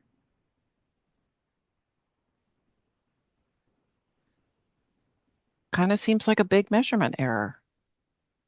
Are you concerned about that at all? I mean, I'm to the extent that, I think that there's versions of this type of measurement error where it would probably bias us toward being conservative and finding sort of no impacts on downstream outcomes. But I think we should definitely look back at some of the previous literature that's talked about in-school suspensions, because I'm quite sure that in all the literature that talks about this, there's no detailed information that links teachers to actual specific suspensions. Correct. Eric, can I just add one thing quickly? Yep, Steve. We're definitely thinking about this using an instrumental variables framework, and so we don't need sort of a perfect prediction of who's getting suspended versus who's not. We just need the group of teachers that a student is exposed to in a given grade level to sort of shift their likelihood of being suspended. So this measurement error issue is essentially just going to reduce the size and precision of our first stage, but it's not that serious of a concern from the way we're thinking about our strategy. Thanks. But with that said, with the information, say you do this and you find something about propensities to impose sanctions, how could that translate into a policy, an education policy?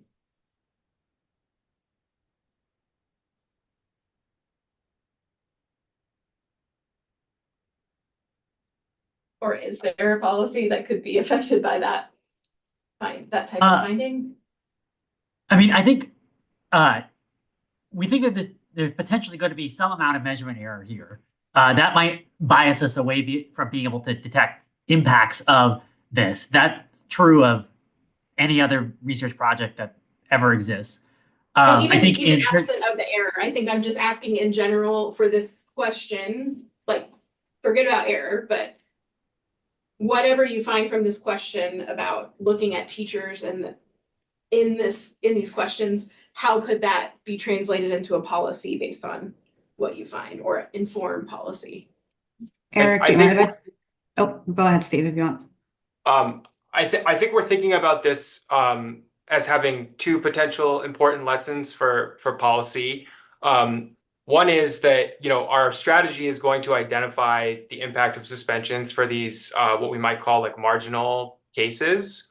And if there's really negative effects on schooling and long run outcomes of suspensions in these marginal cases, our findings might suggest sort of thinking carefully about alternative approaches to behavioral issues in school besides suspensions in these kind of on the margin cases, or alternatively might suggest thinking about targeting supports to students who are returning from suspensions.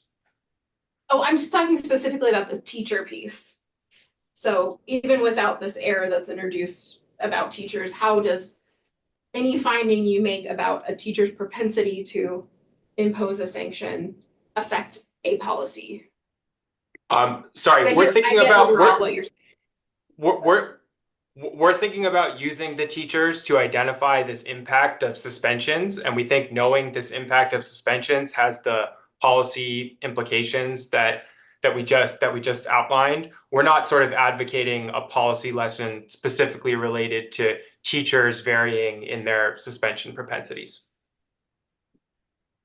Just to add to that, you can think of the teacher variation as being sort of our experiment to estimate the impact of suspensions on kids. And so we're thinking about suspension policy broadly versus kind of assessing the like particular drivers of different teacher suspension propensities, or kind of like normatively assessing different teachers. It's a tool to measure the impact of suspensions. Okay. So it's not really something that needs to be in a research question, even say if it's not really, it's more of a methodological. It's definitely our methodological tool to assess suspensions, which is the policy relevant question. Okay, thank you for clarifying.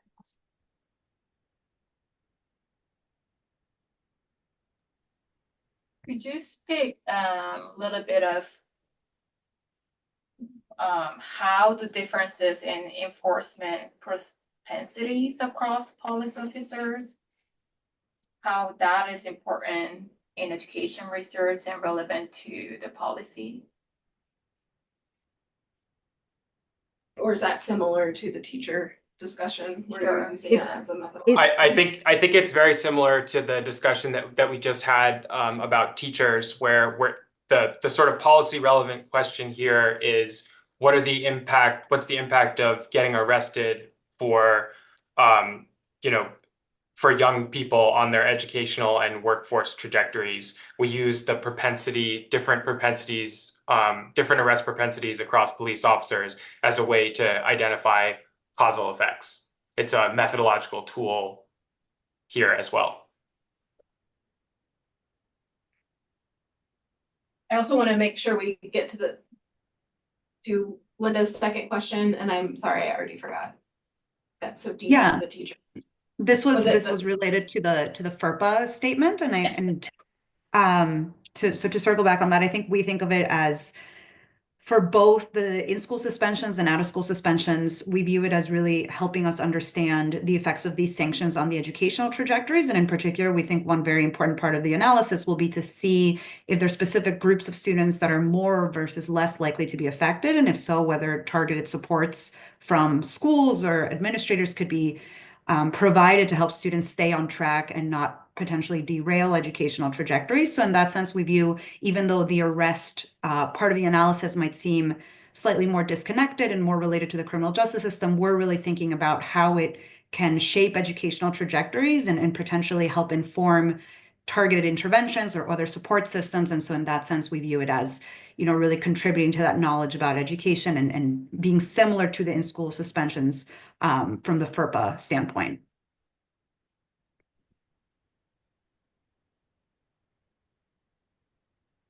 I appreciate that answer. I think I'm just trying to understand what education policy you are studying with that part of the analysis and what, Sure.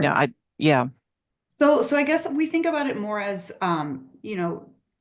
arrests are quite pervasive and prevalent for a lot of adolescents, and they can happen while they're in school. And to the extent that this contact with law enforcement is perhaps affecting them through a variety of channels, making it more likely that they'll stop coming to school or start missing more days of school, or looking at these other outcomes related to behavior within school. That's really sort of the aspect that we're interested in and want to understand, whether having this impact with criminal justice, whether there's sort of this interaction with educational outcomes. And then I guess the way that we imagine is that if that is the case, then we could imagine that educational policies or the institutions could be aware of students that have maybe had contact with law enforcement and perhaps be aware that there are these sort of downstream negative impacts, and whether there could be policies to support these students as they're returning back to school so that they miss fewer days or are less likely to drop out. And so we see it as sort of being it's similar to what I mentioned, sort of targeted supports or interventions for these students that are maybe more on the margin of dropping out of school and not having the chance to graduate. And so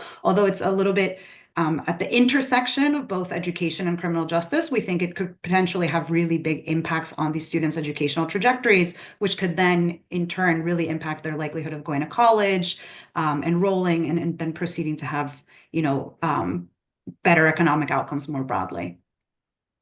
And just to add to that, one of the things that we're going to try and do in this project, as Elisa mentioned, is not only thinking about the consequences, but also kind of some of these determinants of what this population is. And so that information will also be informative, I think, to teachers and to community colleges or colleges to know kind of like what part of this population should we really care about for these outcomes. And so that's kind of going to be one of the outputs as well. So you're not really studying the interventions, just to be clear. No. Okay. Yeah, so this is the first step. That might be something that we would investigate in a follow-on project or think about proposals for interventions. But as a first step, we want to understand what the effects of these things are. Because that has not yet been studied. So that's kind of the first step we think about in a research trajectory that could potentially include interventions later on. And I appreciate your points, Emily and Alyssa, because your comments and descriptions today made a lot more sense to me rather than reading through the proposal. So I don't even know what to propose to the board because, because I'm still confused of the teacher piece and law enforcement piece. So I don't know, I'm looking to the board. If I'm the only one who's having this confusion, So one of the issues I think is that we're trying to solve is like if you look at it, if you try to compare a student that's suspended and a student that's not suspended as a control group, they're going to be very different. And so we're trying to use this strategy, this instrumental variable strategy, to say, okay, here are two equivalent students, and one is exposed to teachers who happen to suspend a lot more than this other student, and that's the basis of the design to get at what the impact of a suspension is. I think we understand that the methodology of it. I think the question is coming up like it's, this is mentioned in one of the research questions, and it doesn't sound at all like that is actually a research question. For example, in number 4, across schools and teachers, like this, but as you're talking about it, it doesn't sound like that's part of it really. It's you're using it as a tool for some of the other questions that I think So Melissa, do you mind if I intervene? No, please, please. Is it just a matter of like clarifying, Like, like sure. basically summarizing what the researchers have said in the meeting, putting it in the document? Because it seems as if I don't hear any objections from board members around, you know, the relevance, the importance of this research, you know. So I'm just wondering, like, Yeah, and to help the researchers too, just so you know, our charge as the board is to make sure that the research coming through here has clear benefit to Texas and can clearly affect or benefit educational policy in Texas. And so that's why we're asking a lot of these specific questions about, the research question linking to an actual policy. And then part of that is being clear in the purpose statement. So Holly, I like that. I think a lot of it is like in the discussion now, even I'm kind of understanding it a little better. And so maybe part of it is clarifying that better in the proposal. Yeah, and we would be more than happy to, restate the research questions as we've had them, or bring up a lot more of the content that we've brought up in this meeting, because that's really how we think about it. And maybe we just did somewhat of a poor job communicating it. So we're very apologetic for that. But sort of just to reiterate, we really are very interested sort of in understanding how different types of sanctions affect educational trajectories, and really helping understand what kinds of students are most at risk of in terms of being derailed from their educational trajectories because of sanctions, and providing some evidence on that using different methodologies that are available within the economics literature. So we're more than happy to rewrite and rework this to be clear based on what we've talked about at this meeting. But I think at least based on what we've said today, you can, that's how very much we see the project, and we really see the benefits in terms of providing student supports and interventions for these individuals that are at risk in terms of dropping out of school or not graduating. And also this is a little bit just kind of after the fact, but school districts and schools develop policies about suspensions explicitly, and so these findings can also inform that as well. Yeah, Emily, I'd like to piggyback on that. And that point, and a number of these actions are mandatory, and I really didn't see that piece addressed in the proposal. So that is a complicating factor. Yeah, we can certainly add more discussion of that, because I mean, in practice, it doesn't affect our design, right? Because we're still going to be losing variation within schools in what the teachers are doing. And so it could limit that variation, but it's not going to affect the validity of the estimates. But it does impact kind of how we interpret the policy implications of what we're doing, and could be useful in sort of those implications. And that's what I'm interested in, is the purpose of this project, and how this can help education. So that's kind of what I'm trying to get to very slowly. No, that's really helpful for us to understand. And I think, if it's helpful, we can also highlight the piece. We think that a lot of these at-risk individuals that maybe are being suspended in school or arrested while they're in high school, we might worry that they're also less likely to enroll in community college, and so we also think of policies not necessarily to intervene and help these students within K through 12, but we also think of just potentially there being policies to support these students as they also transition to higher education. So if you think that that is a piece that, is relevant and interesting, then we can also clarify those points in the proposal. So could I make a recommendation then that they explain what they explained here better, and maybe rewrite that benefits to education in Texas part, and have that submitted to the chair, which is Melissa? Would that be an okay solution to this? Can you review my list of motions?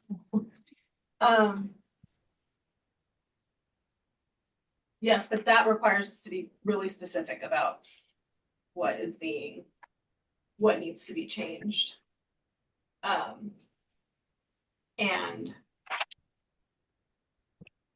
Yeah, so thoughts from the board, like, do we feel like we have, one, are there clear enough changes that we can articulate to put into an act, into a motion?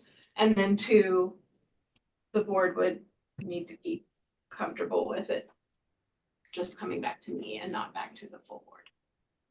Yeah, I guess from the discussion that I'm hearing is that, it seems like the researchers would need to provide greater clarity around the methodological of the empirical strategy, remove that first question that relates to teachers and suspension, but also expand the section on benefits to Texas, kind of to Linda's point, really making that clear connection between, the research that is being conducted and how that impacts what happens in schools. I think are kind of two areas that should be revised in the proposal. And the FERPA section. And the FERPA, yes. I guess I would add, in agreement with Holly's general summary, that I heard in Linda's wonderings and others, but I think Linda was really thoughtful in amplifying the issues around, like the last comment, I think it was Emily who made the observation that this schools and districts create policy, state creates policy, like that would need to be more specifically delineated, and again, in agreement that I think it is in that section, as Celeste said, in the benefits to Texas, or perhaps other places, but certainly in that. Just to be back to, that's in the spirit of Melissa, you're like, let's be specific. That's what I heard. Linda, please correct me if that's off base from the point you were making, but that's certainly, I think, a salient part of the conversation that could be really specifically indicated in the response needed for Melissa to review. That's right, Kathy. LEAs don't have 100% choice on their policies. So I think we need to acknowledge that. Definitely. And we never kind of meant to presume that in our proposal. So it's not something that we were planning on leveraging kind of the fact that, like, we don't view the model of the world that teachers can solely decide this on their own in any respect. And we can also appreciate, and I think we can make this clear, that, we're not going into it saying, depending on what we're finding, we're going to deem that suspensions are good or bad, or that schools should do this or not do this. I think we really view this as sort of providing evidence on what in-school sanctions, how they might be affecting certain students, and the types of complementary strategies that schools or districts might consider in order to help these students stay on course once they return back to school. I really appreciate all of the good conversation, and then I want to make sure I'm repeating back all the various things I heard. Okay, so first, Holly, you might need to help me with this one again. The first piece was, I'm trying to think how to word it, like provide more clarity or about methodology and research questions. That seems broad, but we know. Well, that means, to Emily's point, that the empirical strategy that is being used is really a tool. So exposure to is really a tool to examine the impacts of suspension on a range of outcomes, right? So it's not like, to your point, Melissa, they're not looking at, trying to, figure out they're not looking at teachers and suspensions and trying to make a connection between those two. It's really a methodological tool to conduct their analysis. So something to that effect. So that's pretty specific. So refining the research question and methodology write-up we can be specific with regard to teachers and law enforcement. And I think, I'm sorry, I'm gonna unsolicitedly chime in on helping to, like coming back to where this conversation circulated for a while around notions. I mean, I think the response to the original question that Linda posed, that surfaced this was, this is, you know, we're acknowledging that there's error, measurement error in the approach, but that we're trying to negotiate between availability, you know, limitations of availability of data and an analytical strategy that seeks to mediate those limitations in somewhat useful ways. But like, to me, that like, because, and then Linda's response, which I thought was a good one, is like, that's a lot of error.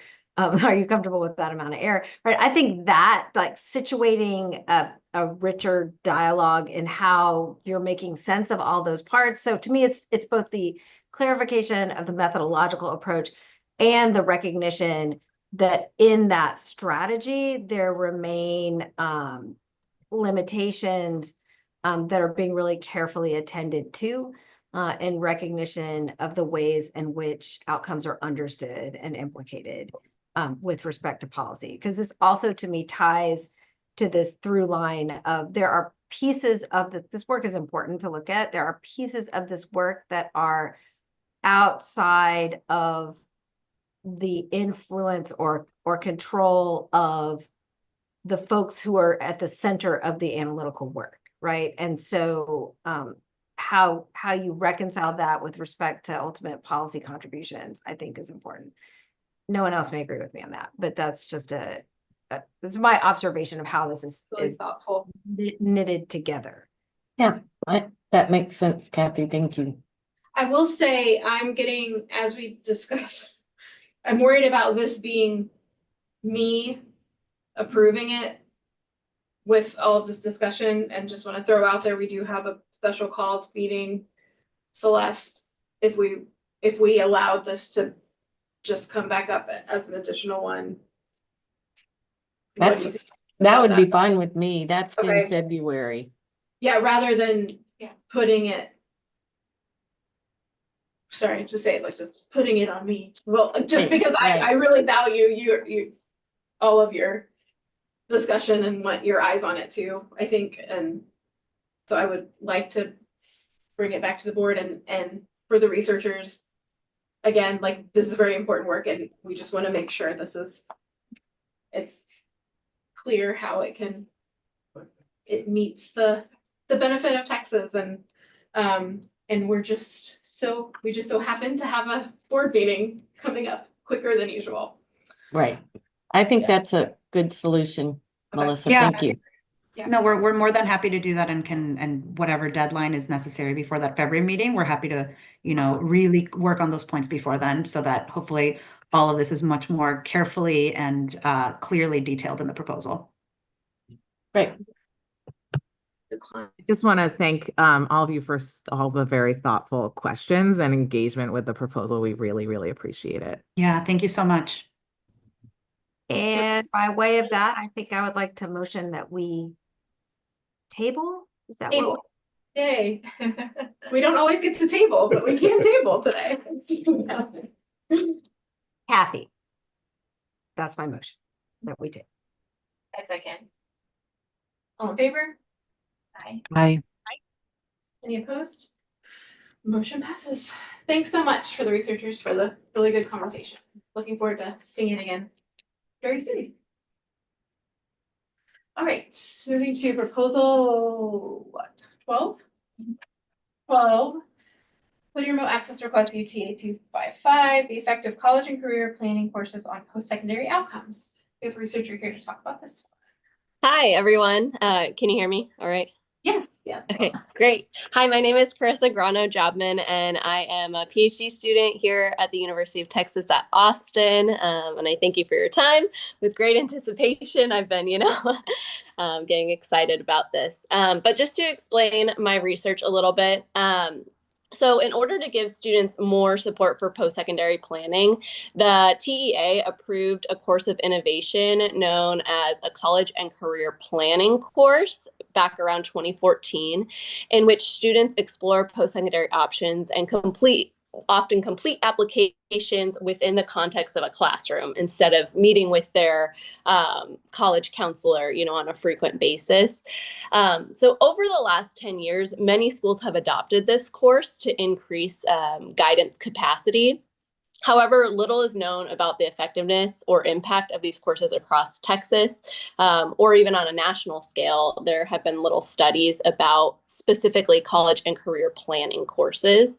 So this proposed research will seek to understand the impact of these planning courses on post-secondary outcomes and serve as guidance for future school districts. So I'm asking for ERC data, looking back from 2011 to present. So that way I can see times before schools implemented this course and then look at comparing it to after they implemented this course.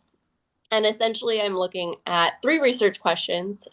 First will be a school level analysis, which is very descriptive of just what is the prevalence of schools offering this course, what types of students are enrolling in this course, are there certain schools that are enrolling more students than others? Then I'll look at a student level analysis that looks at common predictors of course enrollment. And then finally, I'll look at course impact. So looking at what's the impact of taking this course on post-secondary outcomes, such as post-secondary readiness with TSI or STAR scores, and then how does this impact college enrollment, post-secondary outcomes.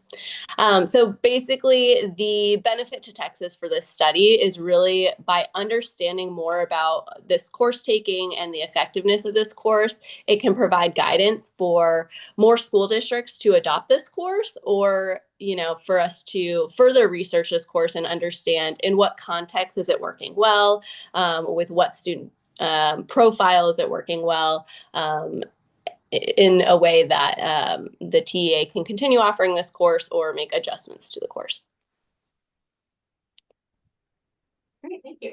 Yes. Any questions or comments from the board?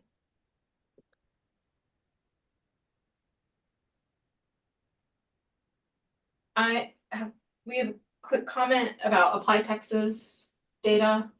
Yes. And Common App. Mhm. These would be supplemental data. They're not in the ERC right now, so those would need to be, and we would have to go through a request for Apply Texas data, for example. So, but we need it listed in the Okay. application of supplemental data. Okay, can we add that then as supplemental data? And could you Or do I need to Could you- resend it? I mean, does your study, will your study be impacted if the Apply Texas and Common App data were to be not available for any reason? So I can still address my research questions without them. I think having access to that data would enhance some of the findings, especially on, the rate of college applications. But without it, I can still look at, college readiness and post-secondary enrollment.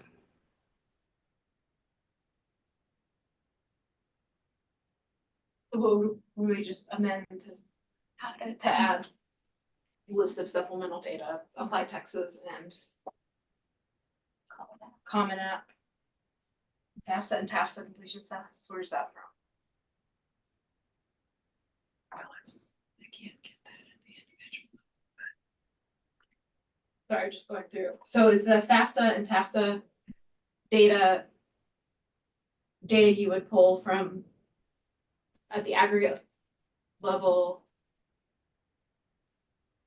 Yeah, if we can't get it on the individual student level, then just at the aggregate school level, I could use that in my analysis. Oh, you're getting that from the website, right? NCAN. The aggregate FAFSA completion rate. Yes, so. But that's not in here. Do you have, sorry, I'm just trying to make sure it's listed. Yeah, I don't have it listed as supplemental. I have it listed. Is it not so available through the ERC?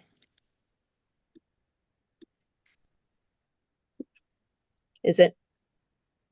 It's not in it's.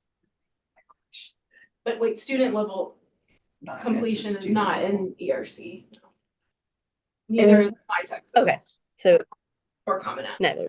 Yeah, all Okay. three of those are would be considered supplemental and need to go through a process. So Yeah. the information she needs is not in the CBMOOB, I guess is what you're saying.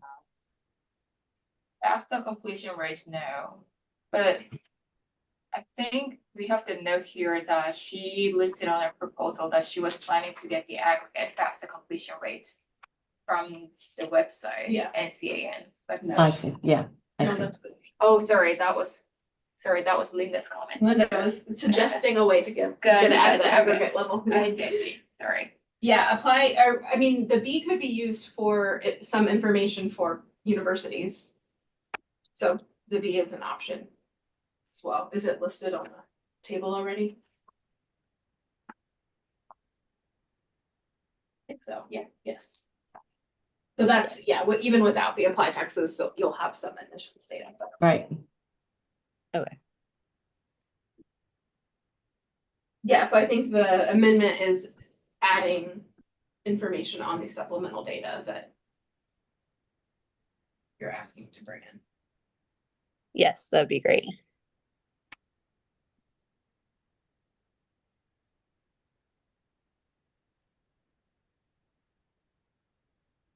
Thanks. Any other questions or comments on the board?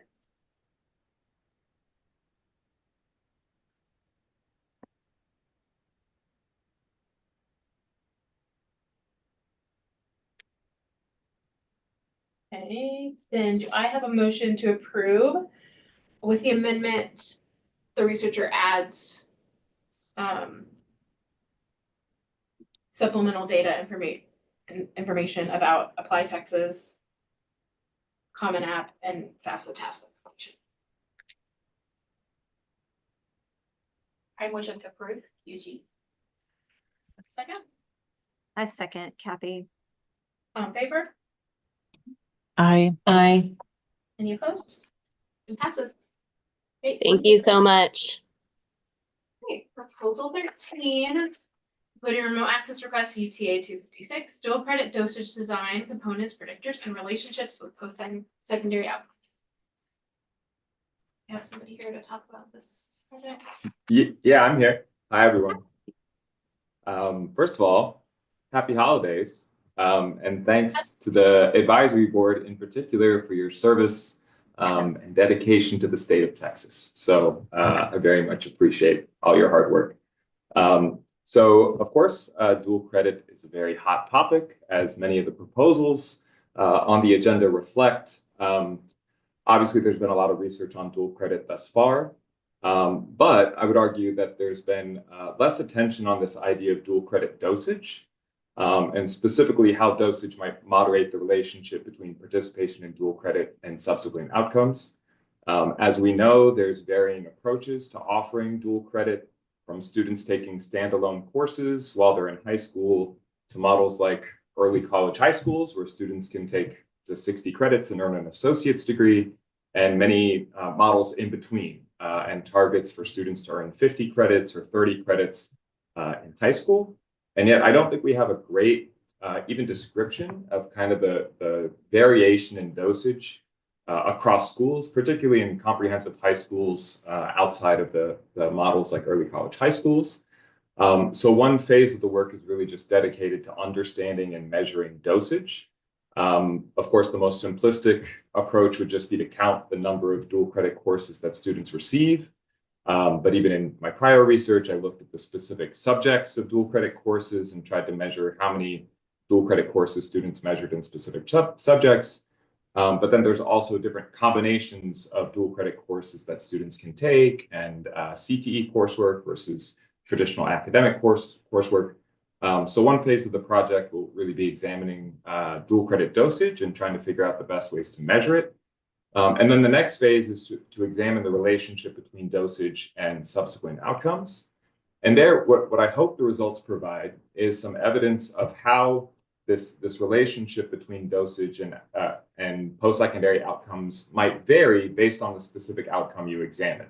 So for example, we might find that the relationship between dual credit dosage and college enrollment kind of tapers off after students earn 3 credits, right? We find limited future benefit of additional courses on college enrollment beyond that. But when we look at a longer term outcome like persistence or attainment, we might find that there's benefits of dual credit up through 6 credits or 6 courses or 10 courses or whatever. So what I'd hope to examine is how the dosage kind of varies across different post-secondary outcomes. And then, of course, also to examine variation in those relationships across different student populations and school characteristics to try to essentially answer the question of what is the optimal amount of dual credit dosage for whom and under what conditions. So yeah, with that, I'll pause and I look forward to your feedback. Great, thank you. Questions or comments from the board?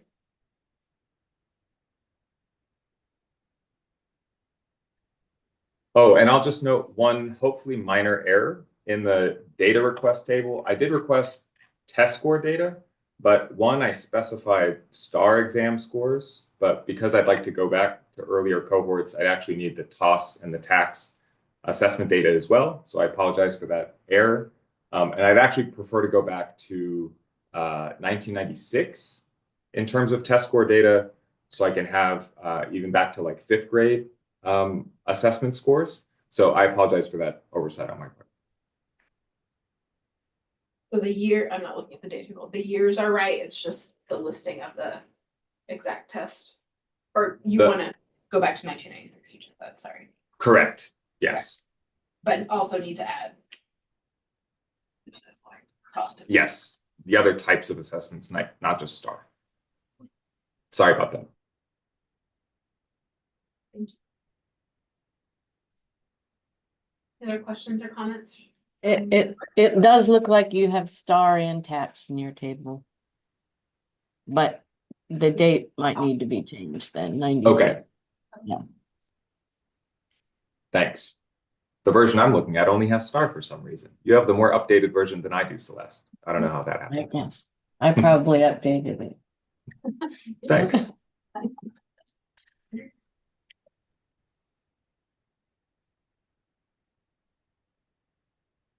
There are no other questions or comments from the board. Do I have a motion to approve with the amendment to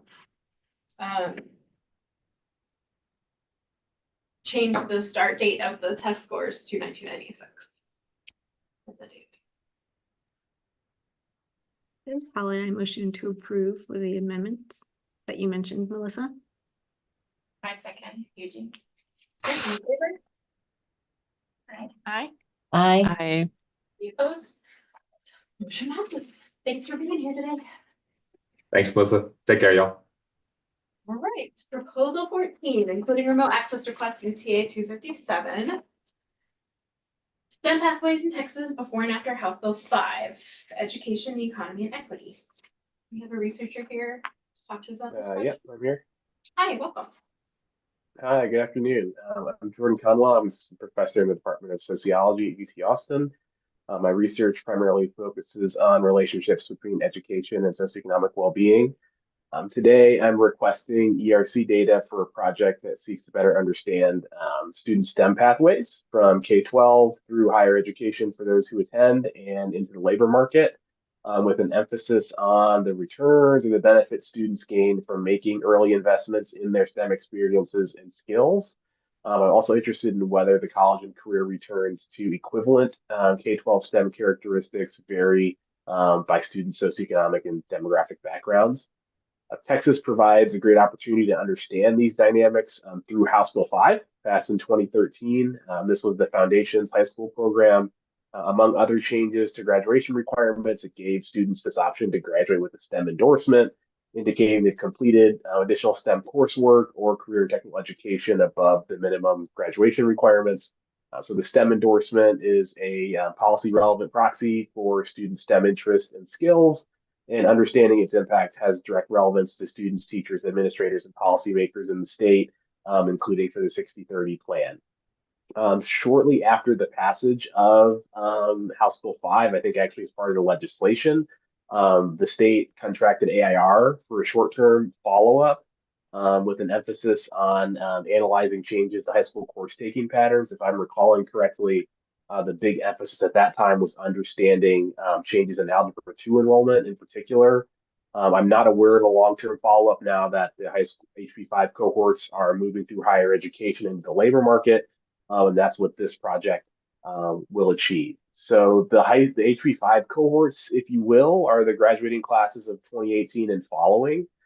For these cohorts, I'm interested in the rate of uptake of the STEM endorsement since 2018, differences in the uptake of that endorsement by student background as well as across school districts, and pre-high school factors that might explain differences in uptake. I'm also interested in high school, college, and labor market outcomes for the population of students who complete the endorsement relative to those who do not, in particular STEM outcomes. I'm also interested, lastly, in differences among the STEM endorsement group in those same outcomes by students' background characteristics. Are there differential returns to completing the STEM endorsement, and why might that be the case? And what outcomes do we see those differences on? I also plan to create a synthetic STEM endorsement cohort for the graduating class of 2008 through 2017. So these would be students who completed a package of STEM coursework equivalent to what later became the STEM endorsement through HB5. So this would basically be mapping the endorsement requirements back into those earlier cohorts. The main benefit of doing this is those older cohorts have been in the labor market longer, and we'll have a better opportunity to kind of see potential impacts of this particular package of STEM courses and the returns to that for Texas students. The statistical methods are primarily descriptive and regression based. We'll also be producing some maps of STEM endorsement uptake across districts across the state. The data table that I've sent in includes data from TEA, Higher Education Coordinating Board, NSC, and the Workforce Commission. I'm requesting TEA data back to 1995 for the purpose of measuring students' pre-high school experiences in K through 8 as potential explanatory variables for differences in endorsement uptake and to facilitate identification of endorsement effects on later outcomes. The project is funded by a career award from the National Science Foundation, the STEM Education Directorate, from 2024 this year through 2029. And data access is budgeted into that grant. And I'm requesting 5 years of access consistent with the availability of those funds, and happy to answer any questions. Thanks. Great, thank you. Any questions or comments from the board for the researcher? Yes, similarly to an earlier researcher, you asked for county of employment from the UI wage data. Yes. That's in there, but that's not actually what it shows. It just shows the headquarters of the employer. So not Okay. location, and it doesn't show the employees, employment county. So do not use the county data in the files. Okay. Thank you. You're welcome. Similar notes about 004 that it retired after fall 21. So if you want, there are certain elements from 004 got incorporated into OC8 and OCS. Yes. OCS. To be suggested. Okay. To your request. Okay. Can do.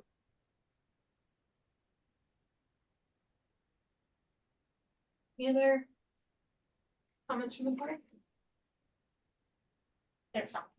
If there aren't any, do I have a motion to approve with the amendment to add the CBM OCS and CBM OC8? This is Holly. I motion to approve with the amendments you mentioned, Melissa. This is Rayon. I second. All in favor? Aye. Aye. Any opposed? Motion passes. Thanks for being here today. Thank you. All right, proposal 15, including remote access request, UTA 258, longitudinal impact evaluation of pre-K for SA, investigating elementary and middle school outcomes. Do we have a researcher here to talk about this one? Yeah, thank you. My name is Emily. I'm the project director of the external evaluation of pre-K for essay.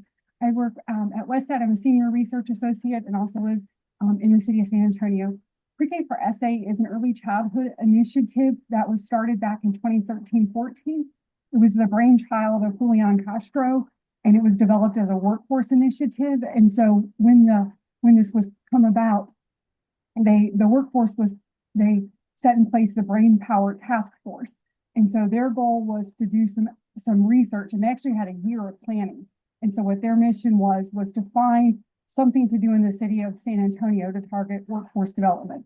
So the Brain Power Task Force took a year of looking at research, looking at educational landscapes, business, all types of different sectors, and came upon the fact that the best approach to help workforce development was in early childhood. And so that became what is pre-K for essay. It's funded through a 1/8 cent of a sales tax here in San Antonio. And then broadly speaking, there are 5 components. They have their 4 education centers, which will be the study that we're using here for the ERC data. They also have family engagement, competitive grants, professional development, and then a shared service alliance with child development centers all across the city. And so the mission and vision of pre-K for essay is to increase access to high quality early childhood education across the entire city. So they do that with partnering with school districts, giving early childhood educators high quality professional learning, giving grants for curriculum, outdoor learning equipment, things like that. So there's a whole host of things. The purpose of this study is to look at their 4 education centers where children attend those for a year. In the 22-23 school year, they actually expanded access, and that now has children can attend if they're 3 or 4 years old. And so what our study is going to look at is children that have attended an education center, then following them longitudinally throughout their educational trajectory, looking at their academic achievement, their school attendance.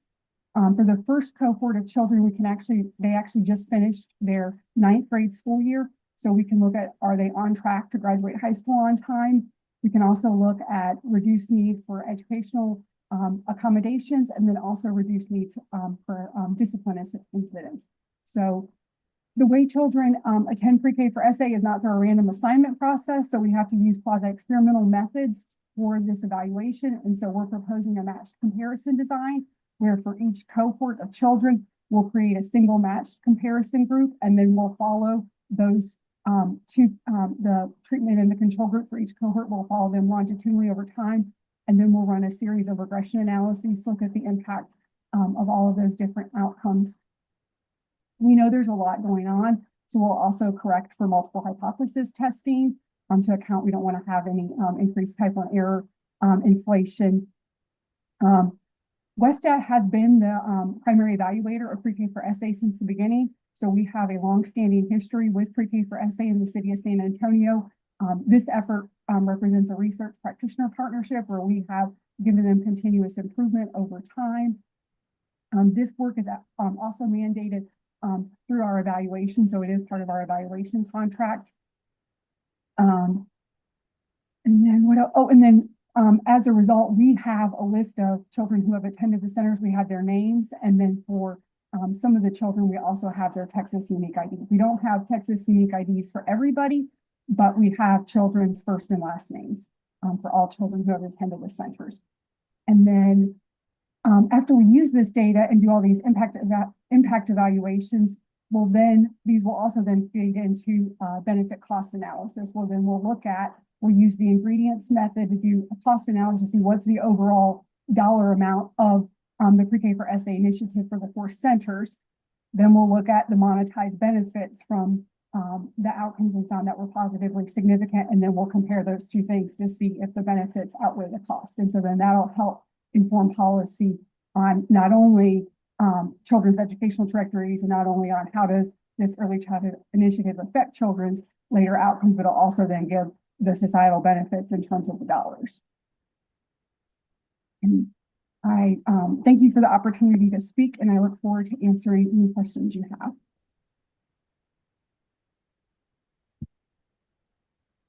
Thank you. Any questions or comments from the board on this project?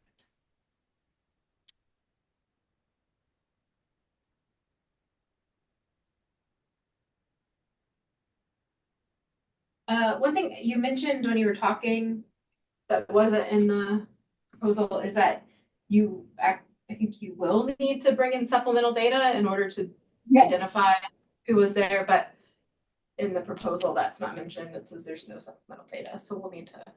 Okay, apologies for, after I submitted it, that occurred to me, that we did not clearly lay out how we would know which children attended pre-K for SA and who didn't. So yeah, we currently have those data in our possession.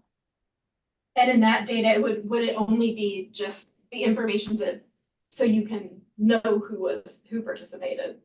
Yeah, pretty much that would be the way we would identify the treatment group. And then Right. anybody that. So it would just be a flag for who participated in the program. Correct. Yep.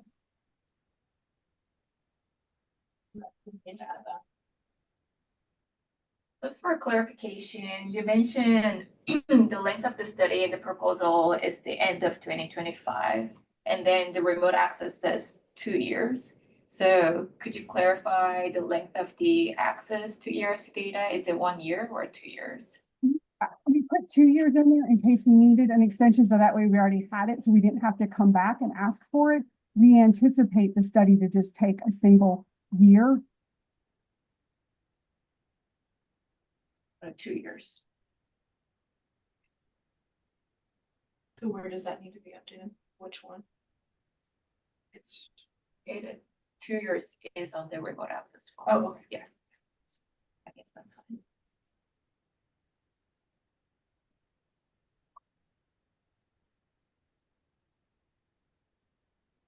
Any other questions or comments from the board?